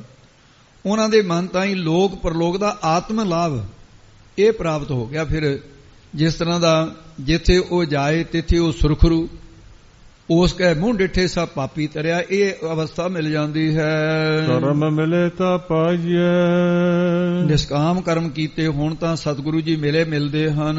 ਆਪ ਨ ਲਿਆ ਜਾਏ, ਆਪ ਨਹੀਂ ਪ੍ਰਾਪਤ ਕੀਤਾ ਜਾਂਦਾ। ਗੁਰੂ ਸਾਹਿਬ ਦੀ ਕਿਰਪਾ ਕਰਕੇ ਹਰੀ ਵਾਹਿਗੁਰੂ ਦਾ ਨਾਮ ਪਾਈਏ ਪ੍ਰਾਪਤ ਹੁੰਦਾ ਹੈ, ਤੇ ਗੁਰੂ ਦੀ ਕਰਮ ਬਖਸ਼ਿਸ਼ ਮਿਲੇ ਤਾਂ ਨਾਮ ਪਾਈਦਾ। ਜੇ ਵਾਹਿਗੁਰੂ ਦੀ ਕਿਰਪਾ ਹੋਈ ਗੁਰੂ ਮਿਲਿਆ, ਗੁਰੂ ਦੀ ਕਿਰਪਾ ਹੋਈ ਨਾਮ ਮਿਲ ਗਿਆ, ਤੇ ਨਾਮ ਜਪ ਕੇ ਉਹਦੇ ਅਭੇਦ ਹੋਈ ਜਾਈਦਾ ਹੈ। ਸਿਰਫ ਇਸ ਕਰਕੇ ਨਾਮ ਆਪ ਨਹੀਂ ਜਪਿਆ ਜਾਂਦਾ, ਤੇ ਜਪਿਆ ਜਾਂਦਾ ਜੇ ਸਤਿਗੁਰੂ ਕਿਰਪਾ ਕਰਨ। ਆਪ ਜਾਇ ਜਪੇ ਸੋ ਨਾਉ, ਉਹਦੇ ਲਈ ਬੇਨਤੀਆਂ ਕਰੀਏ। ਗੁਰ ਕੀ ਚਰਣੀ ਲੱਗ ਰਹੋ, ਇਹ ਭਾਈ ਅੰਤਿਸ਼ ਕਰਨ ਦੇ ਵਿੱਚੋਂ ਬੋਲ ਦੋ ਸਾਰੀ ਪੰਕਤੀ ਵਿੱਚ ਹੋਇਆ ਆਪ ਗਵਾਏ। ਇਹਦੇ ਵੀ ਅਨਮੇ ਰੀਤ ਅਨੁਸਾਰ ਅਰਥ ਹੈ ਭਾਈ ਆਪਣੇ ਵਿੱਚੋਂ ਕਹੀਏ ਅੰਤਿਸ਼ ਕਰਨ ਦੇ ਅੰਦਰੋਂ ਆਪਾ ਭਾਵ ਗਵਾਏ, ਗਵਾ ਕੇ ਭਾਵ ਮੇਟ ਕੇ ਸਤਿਗੁਰਾਂ ਦੀ ਚਰਨੀ ਲੱਗਿਆ ਰਹੋ। ਸੱਚੇ ਸੇਤੀ ਰਤਿਆ, ਸੱਚੇ ਸਰੂਪ ਸੇਤੀ ਨਾਲ ਰਤਿਆ ਰੰਗਿਆ ਹੋਇਆ। ਸੱਚੋ ਪੱਲੇ ਪਾਏ, ਫੇਰ ਤੇਰੇ ਹਿਰਦੇ ਰੂਪੀ ਪੱਲੇ ਦੇ ਵਿੱਚ ਝੋਲੀ ਦੇ ਵਿੱਚ ਸੱਚੇ ਪਰਮੇਸ਼ਰ ਦਾ ਨਾਮ ਪ੍ਰਾਪਤ ਹੋ ਗਿਆ, ਰੰਗਿਆ ਜਾਏਗਾ। ਉਹਦੇ ਵਿੱਚ ਸੱਚਾ ਨਾਮ ਤੇਰੀ ਜਾਂ ਸਖਿਆਤਾਕਾਰ ਪਰਮੇਸ਼ਰ ਦੀ ਹੋ ਜਾਏਗੀ। ਜਦੋਂ ਨਾਮ ਪ੍ਰਾਪਤ ਹੋ ਗਿਆ, ਨਾਮ ਦੁਆਰਾ ਗਿਆਨ ਪ੍ਰਾਪਤ ਹੁੰਦਾ, ਗਿਆਨ ਦੁਆਰਾ ਵਾਹਿਗੁਰੂ ਮਿਲਦਾ। ਭੁੱਲਣ ਅੰਦਰ ਸਭ ਕੋ, ਜੇ ਕਹੇ ਜੀ ਮੈਥੋਂ ਭੁੱਲ ਹੋ ਗਈ ਹੈ ਤਾਂ ਮਹਾਰਾਜ ਫਰਮਾਉਂਦੇ ਹੈ ਕਿ ਭੁੱਲਣ ਅੰਦਰ ਤਾਂ ਸਾਰਾ ਸੰਸਾਰ ਹੀ ਹੈ, ਤੂੰ ਕੱਲਾ ਥੋੜੀਆਂ। ਭੁੱਲ ਅੰਦਰ ਸਭ ਕੋ, ਜਿੱਥੇ ਅਗਿਆਨ ਹੈ ਉੱਥੇ ਹੀ ਭੁੱਲ ਬਣੀ ਹੋਈ ਹੈ। ਤੇ ਕੇਵਲ ਜੇ ਕੋਈ ਨਹੀਂ ਭੁੱਲਦਾ ਉਹ ਤਾਂ ਫਿਰ ਅਭੁੱਲ ਗੁਰੂ ਕਰਤਾਰ, ਨਾ ਭੁੱਲਣ ਵਾਲਾ ਤਾਂ ਗੁਰੂ ਅਤੇ ਕਰਤਾਰ ਅਕਾਲ ਪੁਰਖ ਹੀ ਹੈ। ਉਹ ਸਾਰੀ ਸ੍ਰਿਸ਼ਟੀ ਭੁੱਲਣ ਦੇ ਅੰਦਰ ਹੈ, ਤੇ ਅਭੁੱਲ ਤਾਂ ਗੁਰੂ ਸਾਹਿਬ ਜੀ ਹਨ ਜੋ ਅਕਾਲ ਪੁਰਖ ਦਾ ਸਰੂਪ ਹਨ। ਗੁਰਮਤਿ ਮਨ ਸਮਝਾਇਆ, ਜਿਨ੍ਹਾਂ ਨੇ ਗੁਰਮਤ ਗੁਰੂ ਦੀ ਸਿੱਖਿਆ ਦੁਆਰਾ ਆਪਣੇ ਮਨ ਨੂੰ ਸਮਝਾਉਣਾ ਕੀਤਾ, ਸਿੱਖਿਆ ਦਿੱਤੀ ਹੈ। ਲਾਗਾ ਤਿਸੈ ਪਿਆਰ, ਉਹਨੂੰ ਪਰਮੇਸ਼ਰ ਦੇ ਸਰੂਪ ਦਾ ਪਿਆਰ ਨਾਮ ਸਨੇਹ ਹੈ, ਉਹ ਖਿੱਚ ਪੈਦਾ ਹੋ ਜਾਂਦੀ ਹੈ। ਪ੍ਰੇਮ ਦੇ ਵਿੱਚ ਖਿੱਚ ਹੈ, ਅੰਦਰ ਤੇ ਧੂ ਪੈਂਦੀ ਹੈ, ਉਹ ਫਿਰ ਪਰਮੇਸ਼ਰ ਦੇ ਨਾਲ ਇਸ ਤਰ੍ਹਾਂ ਦੀ ਖਿੱਚ ਸਨੇਹ ਪੈਦਾ ਹੋ ਜਾਂਦਾ ਹੈ। ਨਾਨਕ ਸਾਥ ਨਾ ਵੀਸਰੈ, ਸਤਿਗੁਰੂ ਮਹਾਰਾਜ ਸਾਹਿਬ ਜੀ ਫਰਮਾਨ ਕਰਦੇ, ਜਿਨ੍ਹਾਂ ਨੂੰ ਸਾਚ ਸੱਚੇ ਪਰਮੇਸ਼ਰ ਦਾ ਨਾਮ ਕਦੇ ਵੀ ਨਹੀਂ ਵਿਸਰਦਾ, ਭੁੱਲਦਾ ਨਹੀਂ ਹੈ, ਜਿਨ੍ਹਾਂ ਨੂੰ ਮੇਲੇ ਸ਼ਬਦ ਅਪਾਰ, ਤੇ ਜਿਨ੍ਹਾਂ ਨੂੰ ਮਹਾਰਾਜ ਜੀ ਨੇ ਅਪਾਰ ਪਾਰਾਵਾਰ ਤੋਂ ਰਹਿਤ ਸ਼ਬਦ ਦੀ ਕਮਾਈ ਬਖਸ਼ੀ ਹੈ, ਤੇ ਉਹਨਾਂ ਨੂੰ ਸ਼ਬਦ ਬ੍ਰਹਮ ਦੀ ਜਿਹੜਾ ਪ੍ਰਕਿਰਤੀ ਤੋਂ ਪਾਰਾਵਾਰ ਤੋਂ ਰਹਿਤ ਹੈ, ਅਪਾਰ ਉਸੇ ਨੂੰ ਕਹਿੰਦੇ ਜੇ ਪ੍ਰਕਿਰਤੀ ਦੇ ਪਾਰਾਵਾਰ ਤੋਂ ਰਹਿਤ, ਤੇ ਪ੍ਰਕਿਰਤੀ ਕਰਕੇ ਉਹਦਾ ਅੰਤ ਨਹੀਂ, ਉਸ ਦੇ ਨਾਲ ਮੇਲ ਹੋ ਜਾਂਦਾ ਹੈ, ਉਹ ਪਰਮੇਸ਼ਰ ਵਾਹਿਗੁਰੂ ਦੀ ਪ੍ਰਾਪਤੀ ਹੋ ਜਾਂਦੀ ਹੈ। ਇਉਂ ਮਹਾਰਾਜ ਸਾਹਿਬ ਜੀ ਦੀਆਂ ਇਹ 17 ਅਸ਼ਪਦੀਆਂ ਤੱਕ ਇਸ ਤਰ੍ਹਾਂ ਗੂੜ ਗਿਆਨ, ਕਿਉਂਕਿ ਮਹਾਰਾਜ ਸਾਹਿਬ ਜੀ ਗੁਰੂ ਨਾਨਕ ਸਾਹਿਬ ਦੀਆਂ ਇਹ ਅਸ਼ਪਦੀਆਂ 12 ਹੋ ਚੁੱਕੀਆਂ ਨੇ, ਤੇ ਗੁਰੂ ਕਿਰਪਾ ਕਰੇ ਅੱਗੇ ਜਿਸ ਪ੍ਰਕਾਰ ਸਤਿਗੁਰੂ ਜੀ ਕਿਰਪਾ ਕਰਨਗੇ।